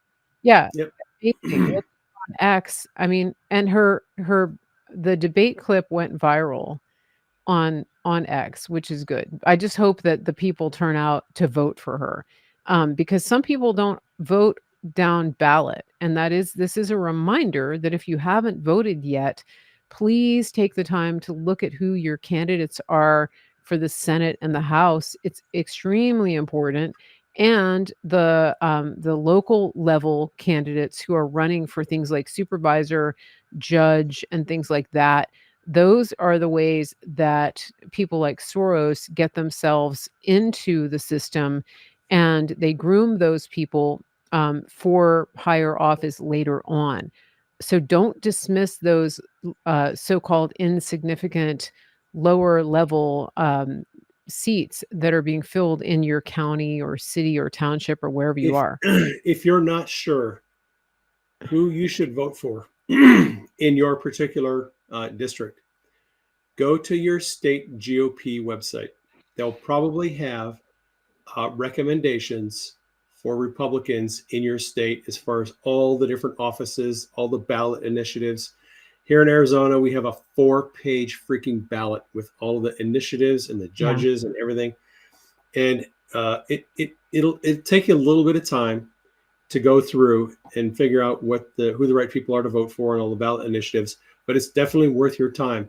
It's the only way we're going to take our country back, and we have to vote all the way down the ballot. It took Denise and I quite a long time to do the research and then fill out the dang ballot, but it's worth the time spent. Yeah, our ballot was 1 page. So thankfully, I took my dad to vote, and we voted. We did drive-up voting, so I'm thankful for that. But he did vote, so that was really good. But we have a question on the Rumble that I think this is a good time to ask this question. Speaking of ballots and machines and things like that, Colorado Secretary of State Jena Griswold has effectively invalidated the election in Colorado by releasing not only the password, but what is it? It's like the master password for other machines in other states. Like it's crazy what she did. Yep. Are you familiar with that? Oh yes, I am. Okay. All right. Let's talk about this because like nothing has happened really. And it should. Has happened. Yeah. People are aware of it. People are reporting on it. Some of the citizen journalists like Ash in America, she's reporting on it. There's a couple other gals who've been doing spaces on X about it. It's getting some traction. They demanded that she resign. She said, I'm not going to resign. Screw you. Soros is my boss, and I don't leave until Soros says I'm out of here. Right. So it's really hard to say what's going to happen with that. But yeah, it has totally, it's basically anyone who got those passwords could probably go in and to any of the voting machines in the state and start flipping votes. I'm like, what the heck? Yeah. Well, and it's not really scary that, thing is she did this 3 months ago and didn't tell the county clerks didn't know about it. And so they're in jeopardy. They're in legal jeopardy because it's up to the county clerks of each county to secure their election machines and to secure their county election. Well, I guess the county are scared because of what happened to Tina Peters. Right, because if you dare to go in and create a record of what's going on with the machines and the election information, that's exactly what Tina Peters is in prison for right now. So Griswold has totally screwed up Colorado's elections. It's a mess. I have no idea what's going to come of it, other than if Trump wins, I would expect that woman to end up in prison too. Because Trump has said, if you get caught monkeying with the elections, we will prosecute you to the fullest extent of the law. Yeah, he's been very clear about that. What's happening there. There's For sure. What's her Yeah. face in Michigan? They've got a trio of nut jobs there. The Mhm. governor, the secretary of state, and the attorney general are all a little bit wacky leftists, and I'm not optimistic about what's going to happen in Michigan. They've already got problems going on there. Mhm. Mhm. Well, and Jocelyn that's Benson. Jocelyn Benson is the main mhm. perpetrator over there. Uh, And yeah, it's Ronna McDaniel's state, which is yeah. interesting. And When there's she also monkey business going on in Georgia. I mean, I'm not too worried about Georgia because, okay, Mhm. they decided to quickly change some of the election laws to allow them to receive Mhm. um, absentee ballots over the weekend because state law doesn't actually allow that. They just decided they're going to do it anyway in blue parts of Fulton County because they need to pump up the vote a little bit. Mhm. I don't think it's gonna work because the Georgia electorate, like all other swing states, the Georgia electorate has shifted to the right, and I Mhm. don't think it's going to Mhm. help them. I think that there will be enough uh, Republican turnout to Yeah. to basically nullify this whatever steal they're planning on pulling there, unless Yeah. unless some big fiasco happens on election day. Mhm. That's the Right. unknown, right? Right. The black swan, impossible Yeah. to predict. I don't Mhm. know. I don't have any insider information. God hasn't really been speaking to me much about election things per Okay. se. Okay. I don't have any. I'm still getting a lot of dreams about off-grid radio communication. Wink, wink. I had a couple of dreams in the last 2 nights about off-grid radio communication. So Okay. my concern is the deep state taking down the internet or some kind of a Mhm. false flag attack on the power grid between the election and the inauguration. Mhm. That's my kind of main Right. concern right now. Okay. I Yeah. think we need to have our heads on a swivel. Mhm. Uh, if they call the election for Trump, we know that the triggered lefties are going to be out screaming and barking at the sky and losing their minds and wearing their pink hats Yeah. again Yeah. and Antifa and all the Destroying other, things. That they all just the destroy other everything. yeah, there Yeah. it'll be a mess. Yeah. Yeah. It's gonna. I think it has the potential to be a mess either way Mhm. One of the because things I mean, like, if they steal it, you mean? well, if whether they steal it or not, right now, um, for anyone who's paying attention, Trump is the favorite. Trump is clearly expected to win. Forget about Mhm. the betting odds that suddenly flipped yesterday because some people decided to put some big bets on Kamala just to rig the betting odds. Yeah. Polling and even more importantly, the early voting returns that are coming in by party registration Mhm. are all showing Trump is going to win massively. Yeah. Most of the polling, good quality polling indicators are predicting Trump will have 312 electoral votes. And so that means that they have to figure out a way to prevent him from getting in. And Right. that and so, we know that, like, Jamie Raskin has said that they won't certify, um But Jamie Raskin has a problem.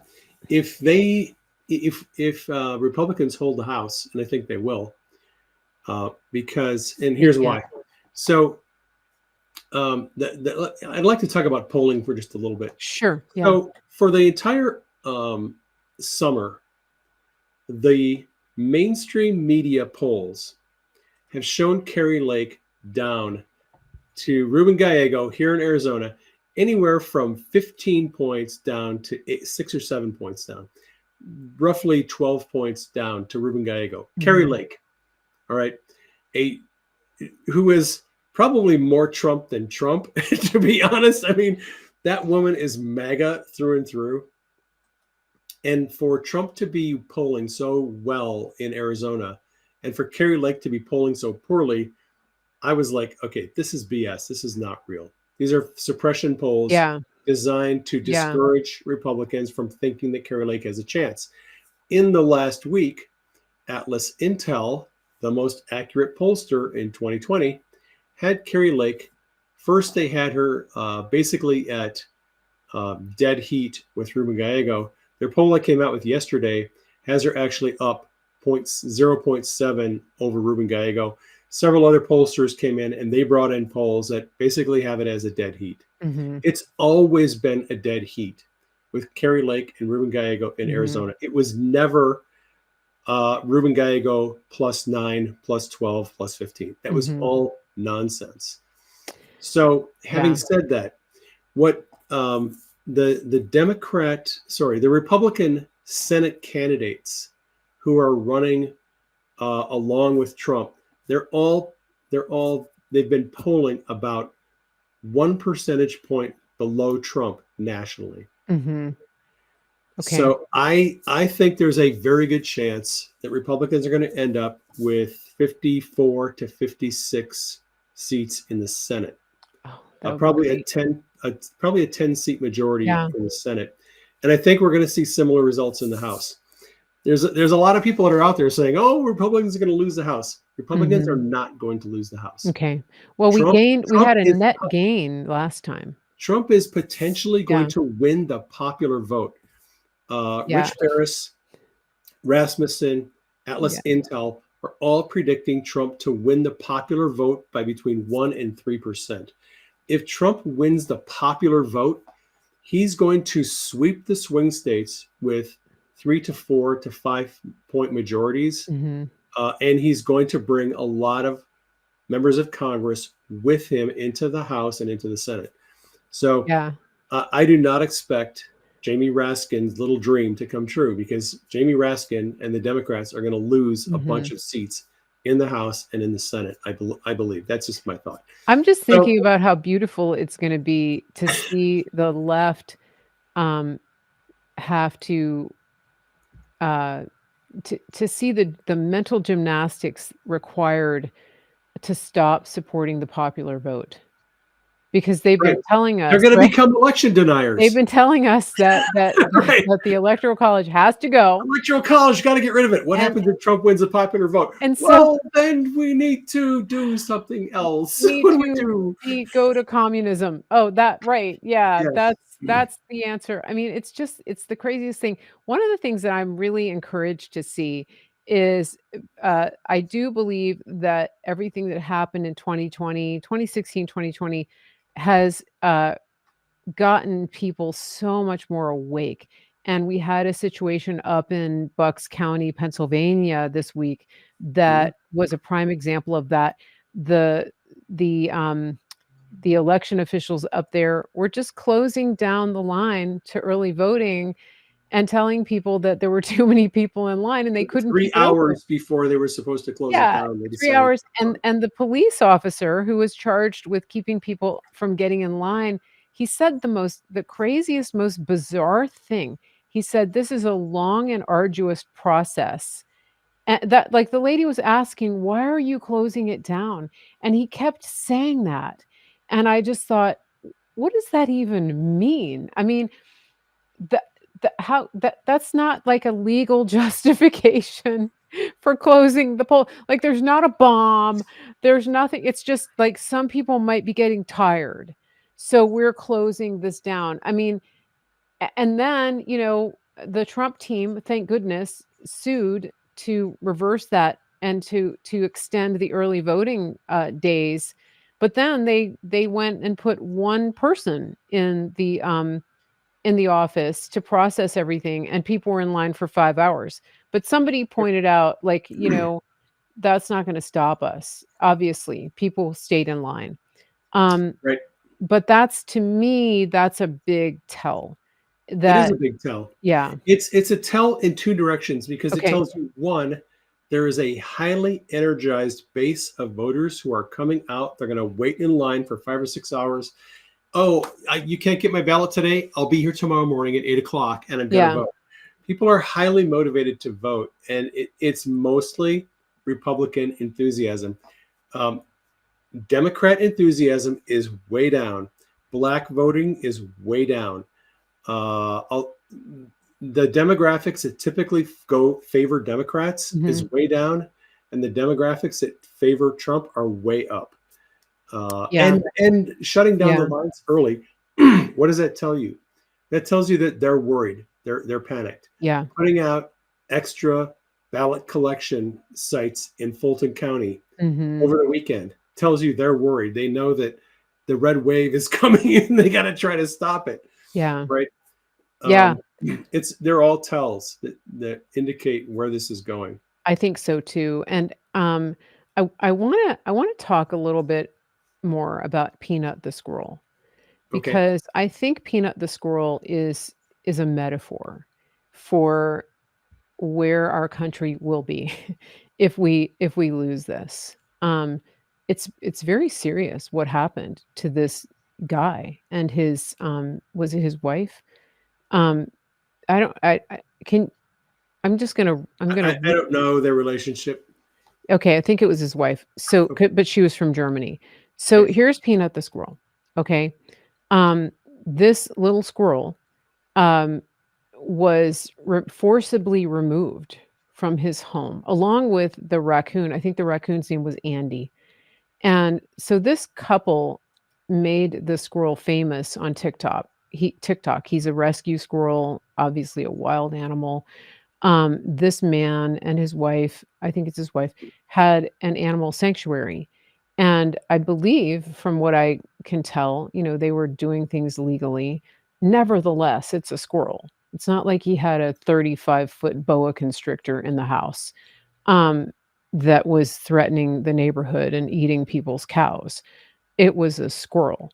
And somebody in Texas got overly upset and reported to the state of New York. I don't know if it was whatever agency manages people who bring wild animals into their home. And instead of just calling him up or sending him a letter and saying it's come to our attention that you have a wild animal in your home, they raided his house with massive artillery and firepower and busted in like he was a drug dealer.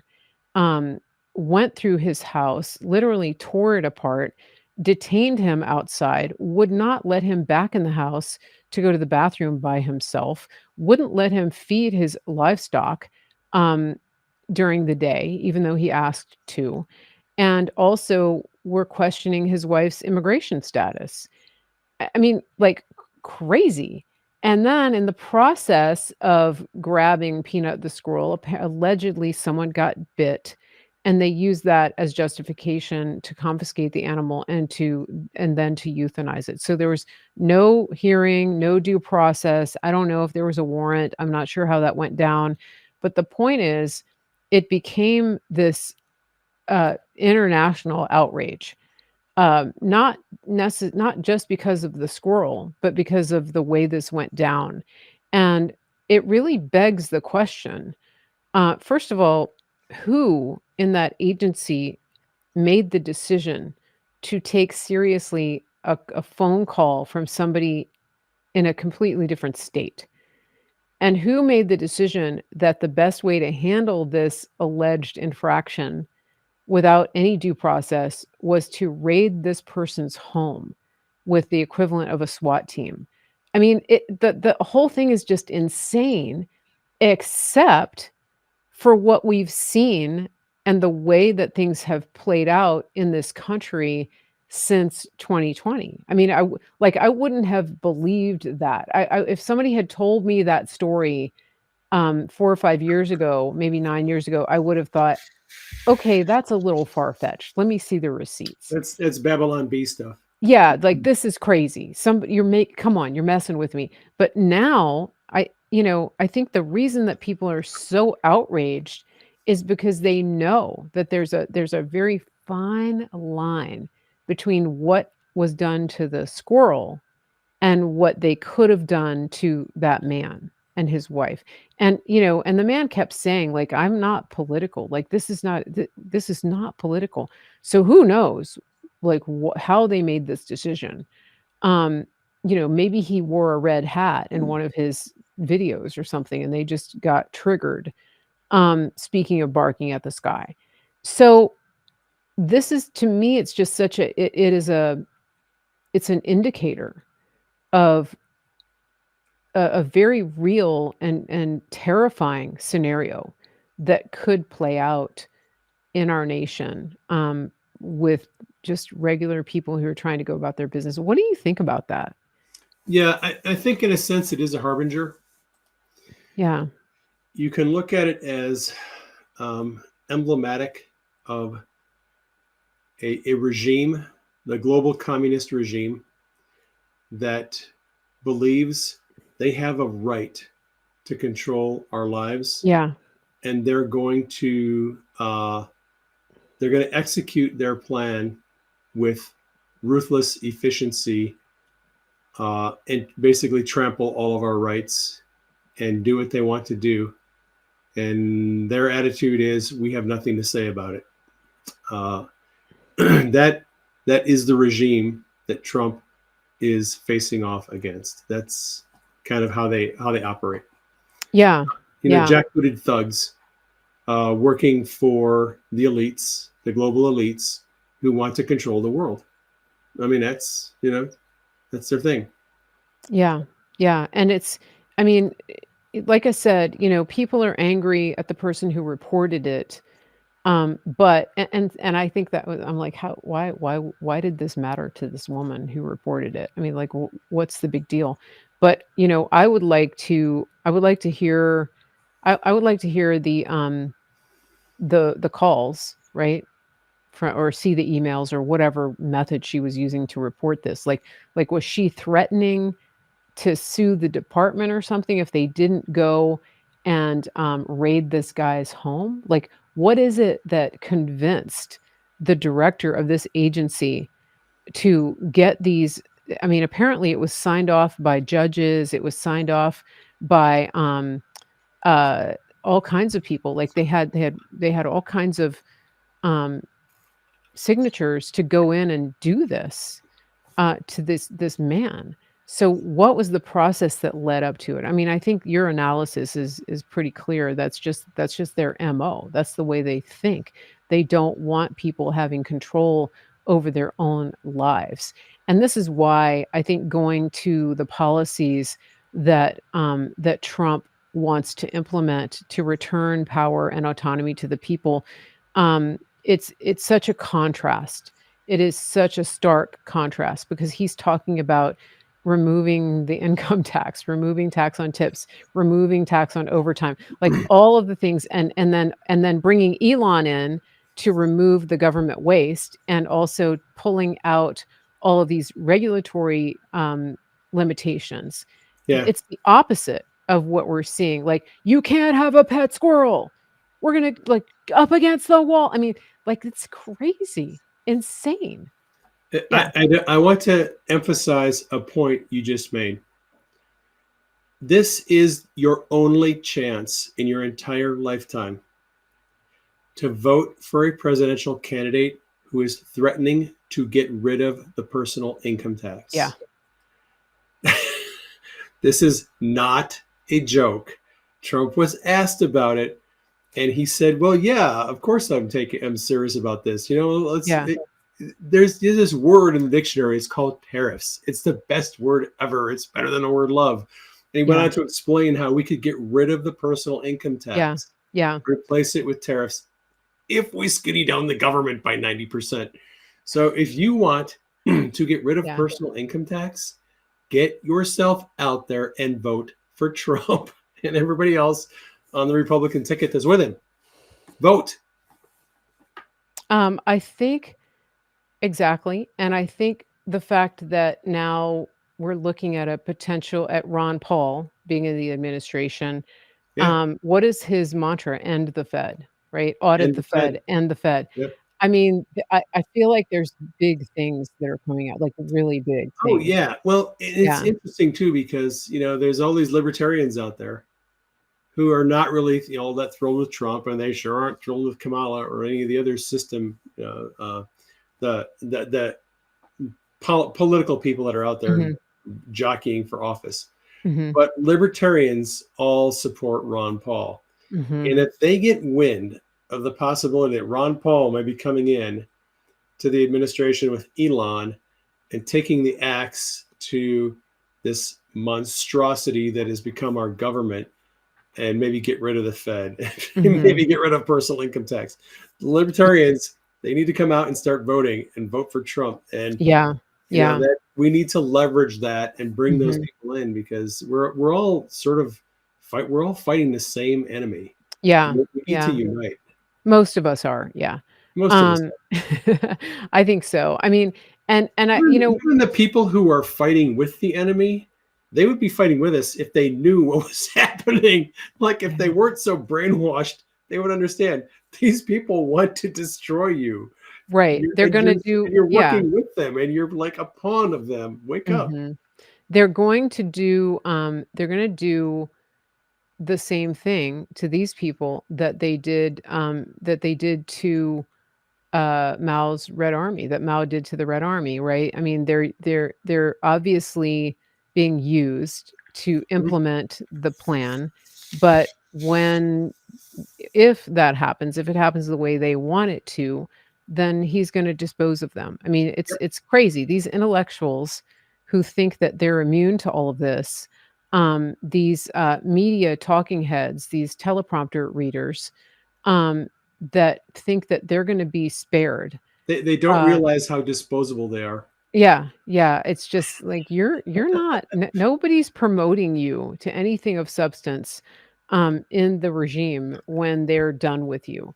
Most of them only have a job because they're being threatened with extinction if they don't say what they're told to say. Yeah. They know if they don't read the script, say what they're told to say, they're done. Yeah. I mean, we saw that the other day, like all the celebrities that are coming out. It's kind of pathetic. I mean, J-Lo was up there faking tears. I mean, right. Here's how crazy this is. So you have a bunch of Hollywood celebrities coming out in support of Kamala, literally a cast of who's who at the Diddy parties. I was going to say, how many are on the Diddy list? Yeah. Those people know damn well if Trump comes in and he releases all the evidence of the Epstein's client list and all the other stuff that's going on in Hollywood, those people are all toast. Not just career ending. A lot of them are going to end up in prison. Did you see where they told Mark Cuban to stop talking on behalf of the campaign? Yes. He's Rachel Maddow's twin brother. Oh my gosh. He's such that was so good. Did you speaking of Maddow, have you seen pictures of her before she turned into a man? Yeah. I mean, she was like an attractive young woman. This is what happens to them. Yeah. They go leftist and they transform into horrible, and not in a good way. No, it's horrible. I mean, what the heck, it's crazy. But I think, I mean, I don't know. I just, at this point, we need to pray, keep praying. And one thing that I will say is when you have people who come out and throw out these, what would you call it? I call them black pills, or people who even see things maybe prophetically, or people who aren't Christians necessarily, who are giving warnings about what they think might be coming. Sometimes they're basing it on data points that are real, but they don't have a kingdom perspective to understand that God can shift the course of events with our prayers. Yeah. And I think this is an important point. We've talked about it before, but just because somebody says, this is what they're planning, this is what I think they're going to do, this is how this could go down, this is what I've seen happen in other places. Yes, those are facts, but the truth of God and what God intends and what he wants for our nation doesn't have to fall in line with what somebody thinks might happen. Can you expound on that? Oh, you're just opening the door that I wanted to go through. Oh, perfect. Okay. Yay. All right. So I've been wrestling with the divine revelation that I'm receiving from God, Okay.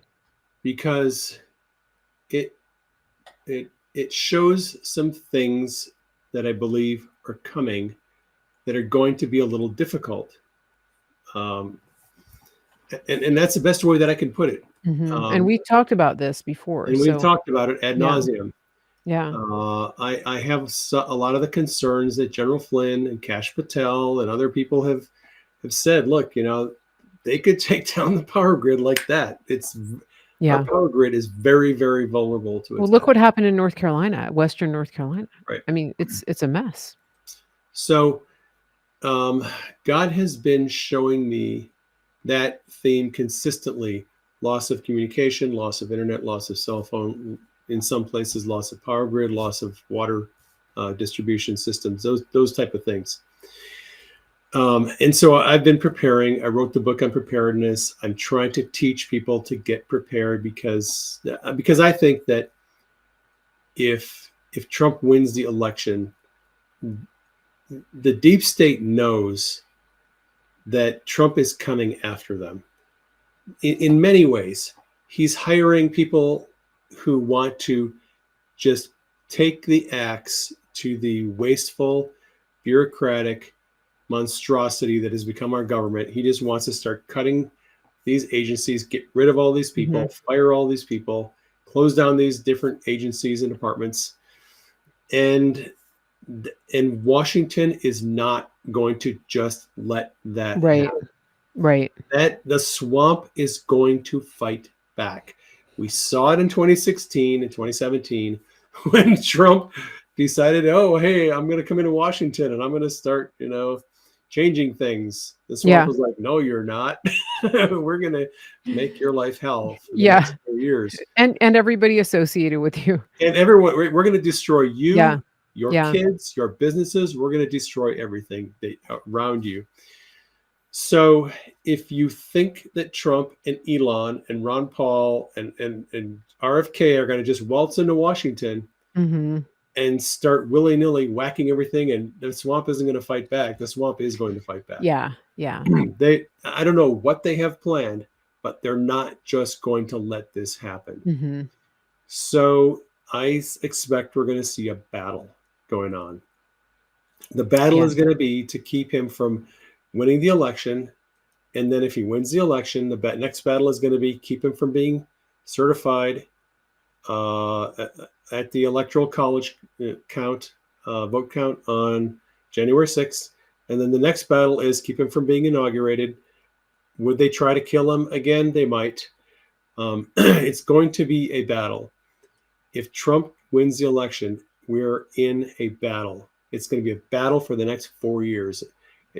They're not just going to go in there and start destroying the swamp without a pushback. So I expect that it's going to be there are going to be difficult times. And let me just kind of, I'm going to take an off ramp here because I don't want to go too much in detail about this. But our friend Pepe Lives Matter. He's been having a lot of dreams lately, and his dreams portray the coming storm, not metaphorically. So he's symbolically, he's in this storm, this massive storm hits like that. You don't see it coming. You don't see the storm off on the horizon and it's slowly moving toward you. You're one day you're just minding your own business and bam, the storm hits. It hits suddenly. It's a massive, difficult, threatening storm. So that's what he's been seeing. And I have some other friends who have been seeing kind of prophetically, the storm is coming. What a lot of us have defined as the storm over the last, 8 years is a reckoning for the deep state and all these corrupt people and institutions. And we think the storm is going to hurt them. We don't realize the storm has the potential to hurt us too.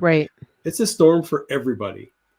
As if Trump goes in and he appoints an attorney general and an FBI director, Mm-hmm. who are going to start indicting and arresting all these corruptocrats in Washington. Those people are going to fight back. And that storm isn't just a storm for them, it's a storm for us. You know, anyone who's been in the military knows when you start putting your enemy fire downrange at the enemy is going to fight back. They're going to start shooting back at you. Mm-hmm. It's not just you shooting at the enemy shoots back, right? So there is exchange of fire both ways, in both directions. And so what Pepe has seen is a battle, a storm coming, but in the end, he has clearly seen Trump is going to be victorious. We are going to conquer them. We are going to win. We're taking our country back. Yes, there's going to be a battle, but we are going to be victorious in the end. That's what God has shown me. That's and the prophetic people that I know, that's what they're seeing. A lot of the prophetic people that are out there giving, you know, prophetic words on different shows, they are not willing to talk about the storm. Mm-hmm. I have seen the storm in great detail.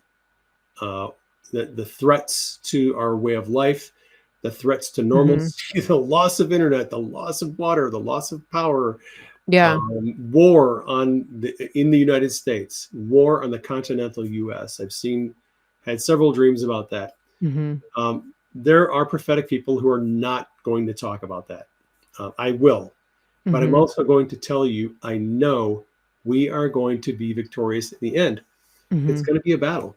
Just hunker down and get ready, because starting Wednesday, the day after the election, we're going to be in a battle. Trump is going to win, but it's not going to be a cakewalk. And I'll end it there. Okay. Yeah. And it's funny because since we started this broadcast, there are people in the chat saying, well, what do you think? Who's going to win? What's going to happen? It's like, just relax, calm down. We're getting to just listen. You may not want to know what's actually going to happen. Yeah. Listen to the conversation. Yeah. And I think, you know, it seems like with most trials in life, there are, if we knew ahead of time, right, we wouldn't actually want to keep going.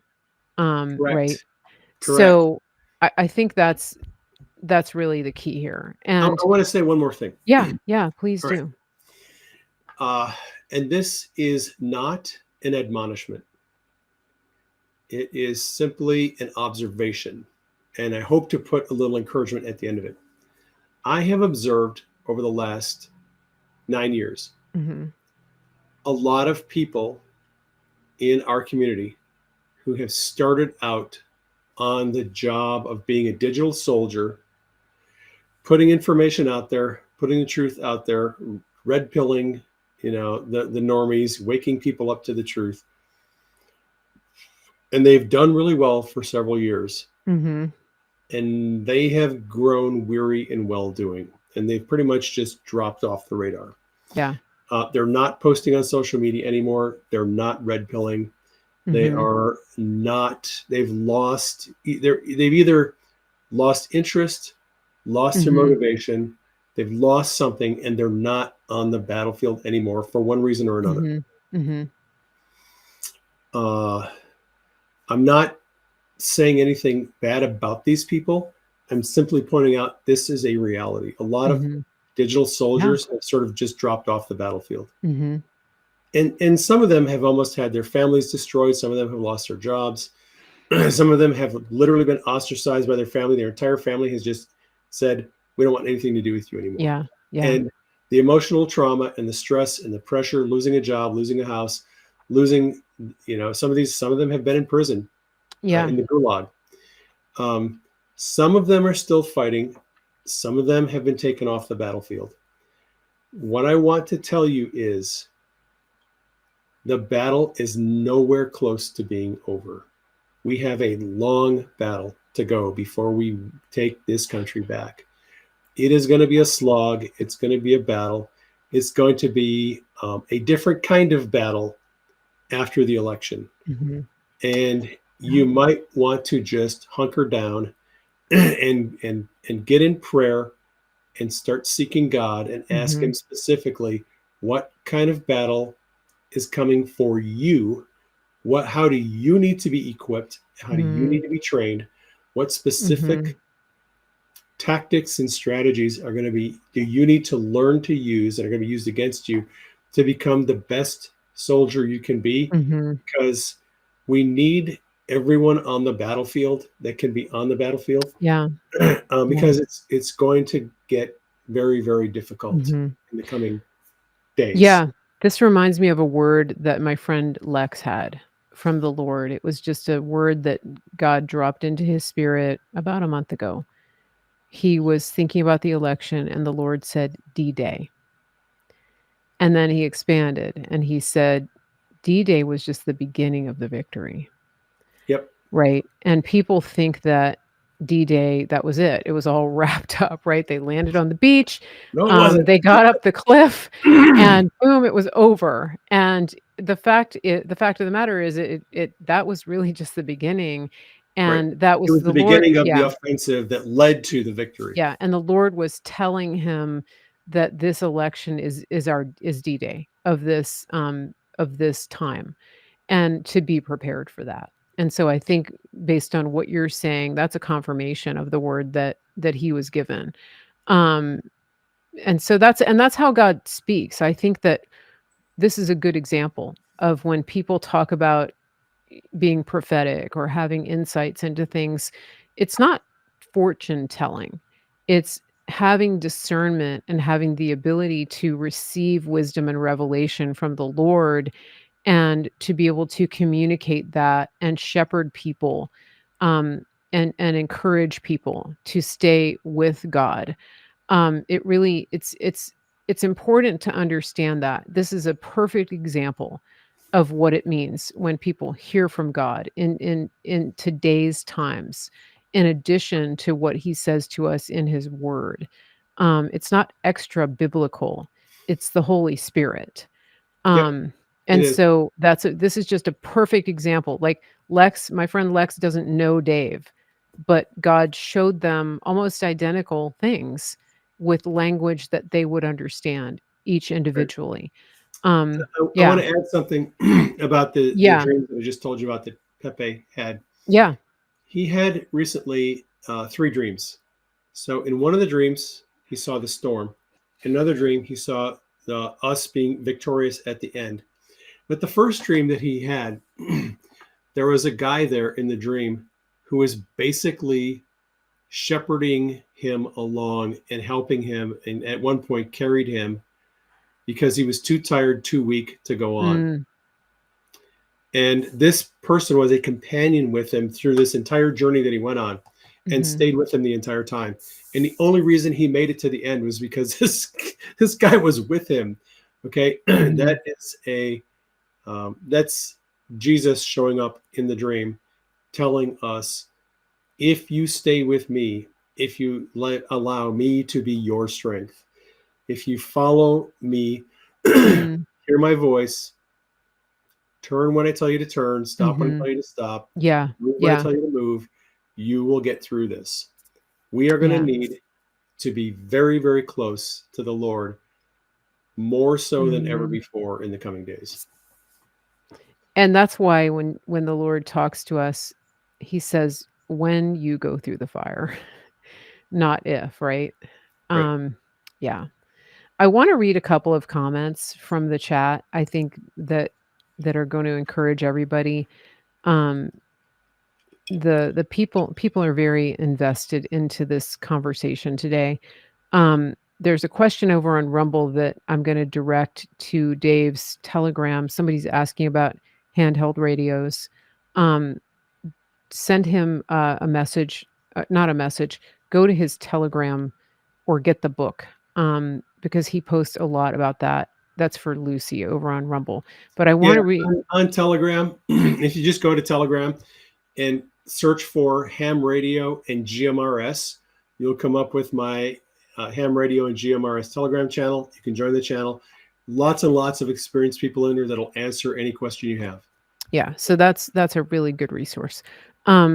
Here's a comment that Jan posted a while ago on Facebook. She said, "I love listening to y'all. You're discussing all the things that have been on my mind. It's kind of like having someone to talk with."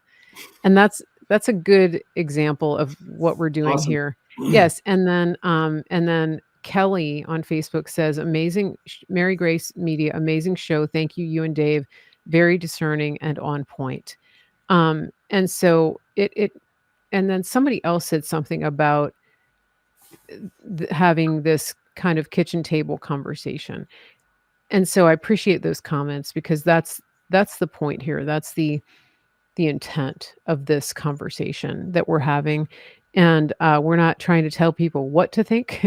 We're not trying to tell you how to think, but we are encouraging you to think and to pray and to not be afraid, to take courage and to be strong in the Lord. That's what we want. And unfortunately, it's definitely not a time. It's not a Q&A, but it is. I do see your comments in the. I do in the chat Q&A room. next Saturday. Oh, okay. Is that Supernatural? Saturday. Okay. All right. Next Let me Saturday. grab your Telegram channel so people can see that. Yeah. Join the Telegram channel. Get in the Q&A next Saturday at 1 p.m. Eastern. And I just take questions and give whatever answers I can. And my Telegram app somehow got unloaded from my phone. So what's your Telegram? I'll show it if it opens. Just go to praying_medic. Yeah, put that in the search and you'll find my channel. And it's the one that has you have a lot of followers. 135,000 subscribers. Yeah. Okay. Yeah. And we're not going to message you on Telegram. I think there's fake Mary Grace accounts. There's also fake Mary Grace accounts on Rumble that are trying to get you to buy QFS or crypto. Please don't follow those. Please just block them and report them. The only Mary Grace Media account on Rumble that belongs to me is the one that has the green verification shield. Same with Dave. It's a verified account. And that's just really important that you understand that, because there are scammers out there. I'm going to show you this so you can see. Oh, it gets messed up on the camera. See that little green badge right next to my name? That's Mary Grace Media official. Okay. Just make sure that you only take messages or the comments. And you're not in the app direct messaging anyone anyway. No, I'm not doing that. And I'm not trying to sell people things in the comments on Rumble. I am on Truth Social. Yeah. And I have a verified account on there. It's Mary Grace and it has the red badge. So, and my Facebook account also is verified. So please keep that in mind. There are fake Facebook accounts too. There's fake everything, fakeity, fake, because it's all in line with Kamala. They're all fakeity, fake, drunkety, drunk, cokety, coke. It's all, it's a mess. They're a mess and they fake everything. The devil's a liar. He can't come up with anything original. And they're eating the cats. They're eating the cats. They're eating the dogs. They're killing the squirrels. We live in a crazy world right now. Yeah, they are. I mean, I thought the cats was the pinnacle of crazy until they killed the squirrel and the raccoon. I mean, like, none of that was on my bingo card for 2024. I mean, I knew things were going to get crazy, but Peanut the squirrel. I mean, it's crazy. These people are crazy, but they do crazy things because they're under the direction of wickedness and evil. It's interesting because somebody in my Facebook is talking about how you can absolutely be a Christian and support Kamala. And I mean, I don't understand that, because, the one thing that Kamala is one of the big things she's campaigning on is what she calls a woman's right to health care, which is really a right to kill a baby in her womb. And I know for sure that is an abomination to the Lord, and also harming children, mutilating them. Um, and the thing is, like, I'm not judging you. Dave's not judging you. But you do have to answer to the Lord for those decisions, to support a candidate that is against life. Um, that's up to you to make that decision, but to understand that you're going to have a conversation with the Lord about that at some point. That, so don't get mad at me for saying this, because I'm not the one that's judging you. It's your own conscience that's judging you, actually, because if you are a Christian, then you know that's wrong. So it's a little bit of a mic drop. I mean, that's the thing. Like, when people get upset because they say, "Don't judge me," I'm like, I'm not judging you, but God sees what you're doing, and you're judging yourself. So you're having a watch party for the election? Yeah, kind of. Yeah, we're gonna start at about 7 or 8, depending on how crazy things get. I do have some people on deck to call in. You can do that. You can call in. I might. Yeah, we would love it. We'd love to hear from you guys what's going on in Arizona. It's not scripted, right? We're just going to follow what's going on. But I definitely have some people on, like General Flynn's going to call in from down in Florida. And I've got somebody from the Latinos for Trump coalition, people like that, just to get the read on different parts of the country, of how things are going. I think it's going to be fun. Yeah. Yeah. I will obviously be following what's happening here in Arizona. I'm not going to be boots on the ground. I'm not going anywhere near a polling location on election day, because the feds are going to be at the polling locations on election day, and I don't want to be running into any feds. Right. Exactly. Yeah. I'm going to be here in my nuclear bunker. But I'll talk to Denise. I don't know what other plans we have for election. I might drop in. Yeah. I mean, like I said, it's not formal. I mean, last year on election, it seems like forever. 2020, last time during the election, I went live without even planning to go live when I saw what they did in Virginia, and then we saw shortly after that when Bret Baier did what he did, called it for Trump in Arizona. I mean, that was crazy, because we weren't expecting it. I mean, we watched them cut the polling, or sorry, cut the count at 10 o'clock at night. It was like a coordinated message. Boom, boom, boom. It's like the lights went out in these 5 counties. And then they literally said, "Well, that's it. We're gonna we won't get the results." And then I was still live when Trump came back. When Trump came out, I think it was about 3 in the. What time was it? No, it was like around 1 or 2, and he said they're gonna drop a bunch of votes. They're gonna drop a bunch of ballots at 4 in the morning, and then that's what they did. So. Yeah, I was still live when that happened. I literally have a bottle of champagne from 4 years ago that's that if they call the race for Trump, I'm going to pop the cork. All right, listen. I think I've got you beat. I have a bottle of Trump sparkling. Mine is not Trump. From the Trump winery. It's a I should grab it, but it's a special vintage. It's like from 2008 or something. I mean, it's very, very. That sounds way better than the junk. You guys should come over. Just come over, because I've been saving it, and I told my sister about it, and she goes, "We're gonna have to drink that," but I kind of want to save it until the 20th.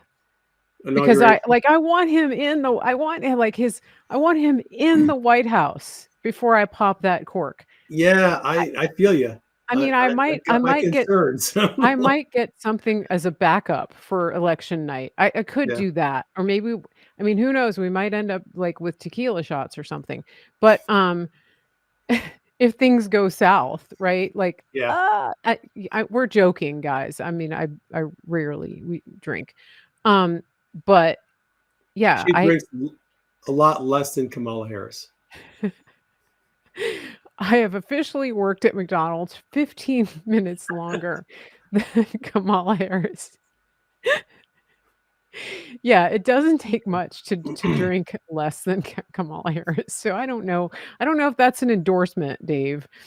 Um, yeah, but the sparkling that I have is so neat because, we live near the Trump Winery, and I have this bottle in the fridge that has been waiting, and it was Yep. I fully expected it, to be drinking it, 4 years ago.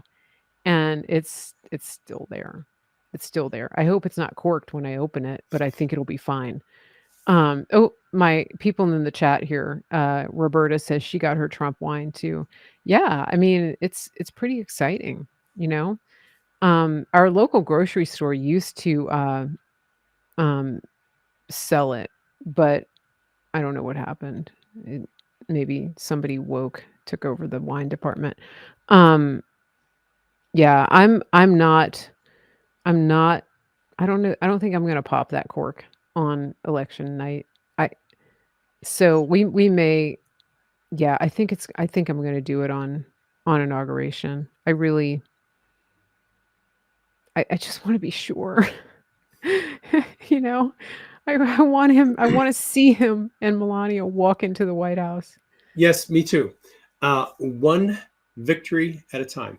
Yes. When you're in a war, the war is a series of battles, and we're going to have a Yeah. bunch of battles in front of us. Yeah. And we need to take comfort and take solace and move forward after each victory. With each little battle that we win, we just got to keep moving forward and keep moving forward and keep moving forward.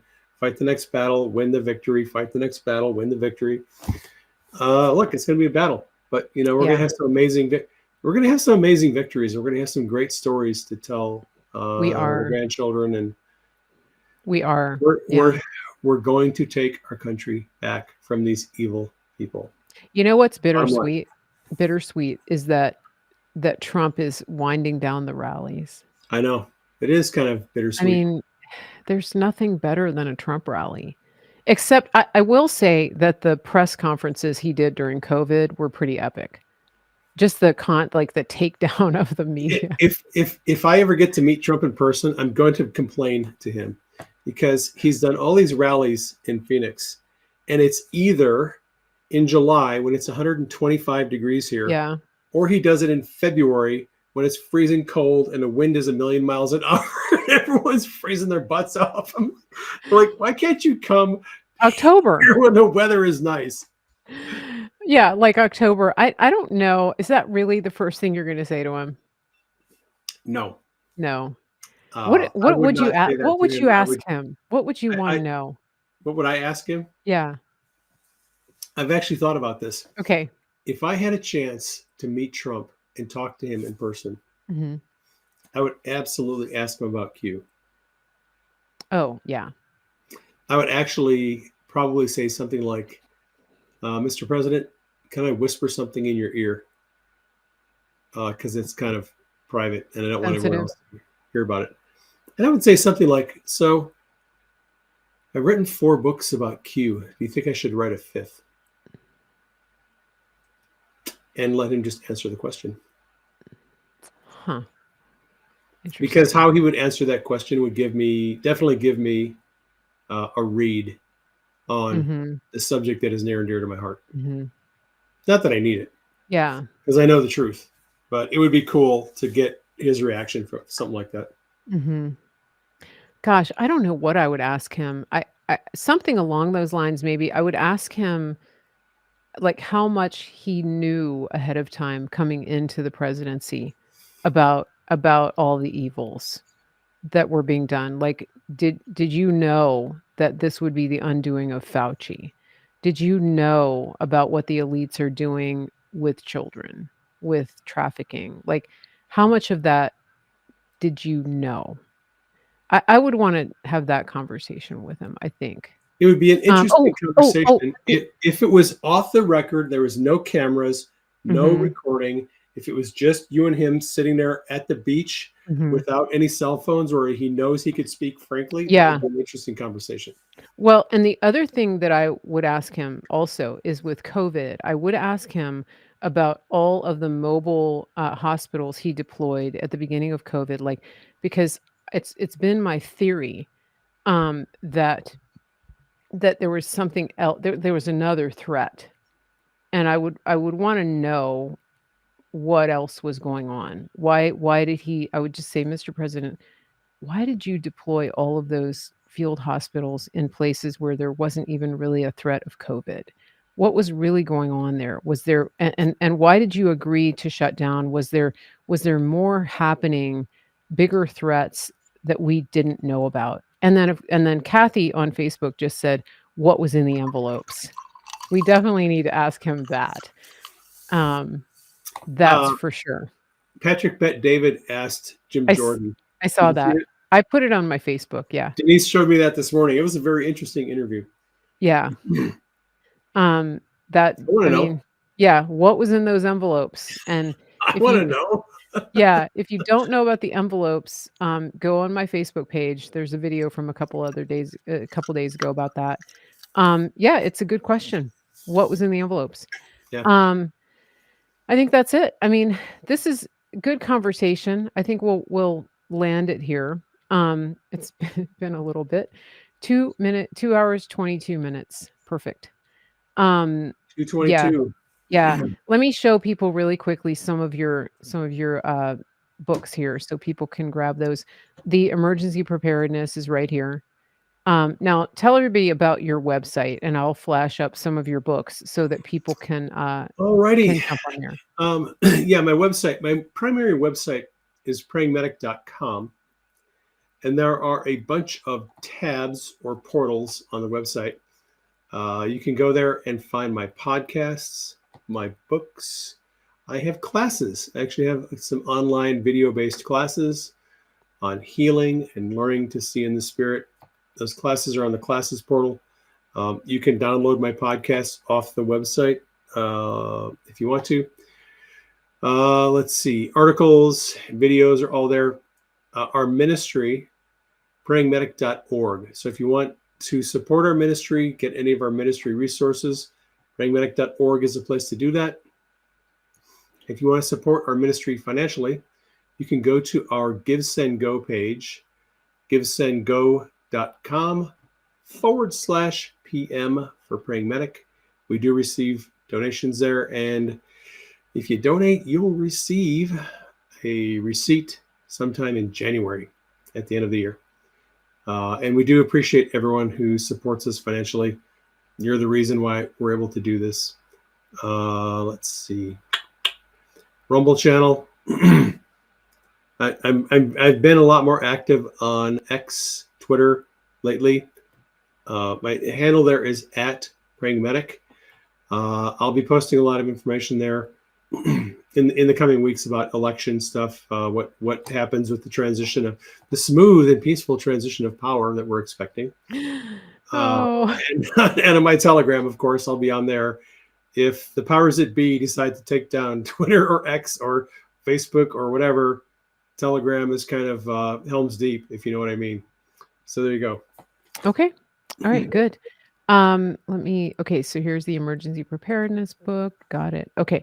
So just as a reminder, as we sign off today, please do go to my website, marygracemedia.com. Get on the mailing list. Tune in Tuesday night, election night. I'm thinking I'll go live 7-ish, 8-ish Eastern. Depends on how things are going here on the home front. And I will be kind of, on for the duration. I'll have different guests popping into the show. There's not going to be a super formal format, but we will be doing that. And I think that's it. Just thank you everybody for praying for me. Thank you for praying for Dave and his family. Thank you to all the people, especially that have been praying about, our dad being in the hospital and being in rehab and having the stroke. It's we There's definitely more healing that's happening. Um, but it's coming along, and we're very, very grateful for all your prayers. Um, I think that's it. So we'll be back. This is the Mary Grace Show, and I'm Mary Grace, and our guest today has been Dave Hayes, also known as Praying Medic. Please follow us on all of our socials, and we will see you back here very soon.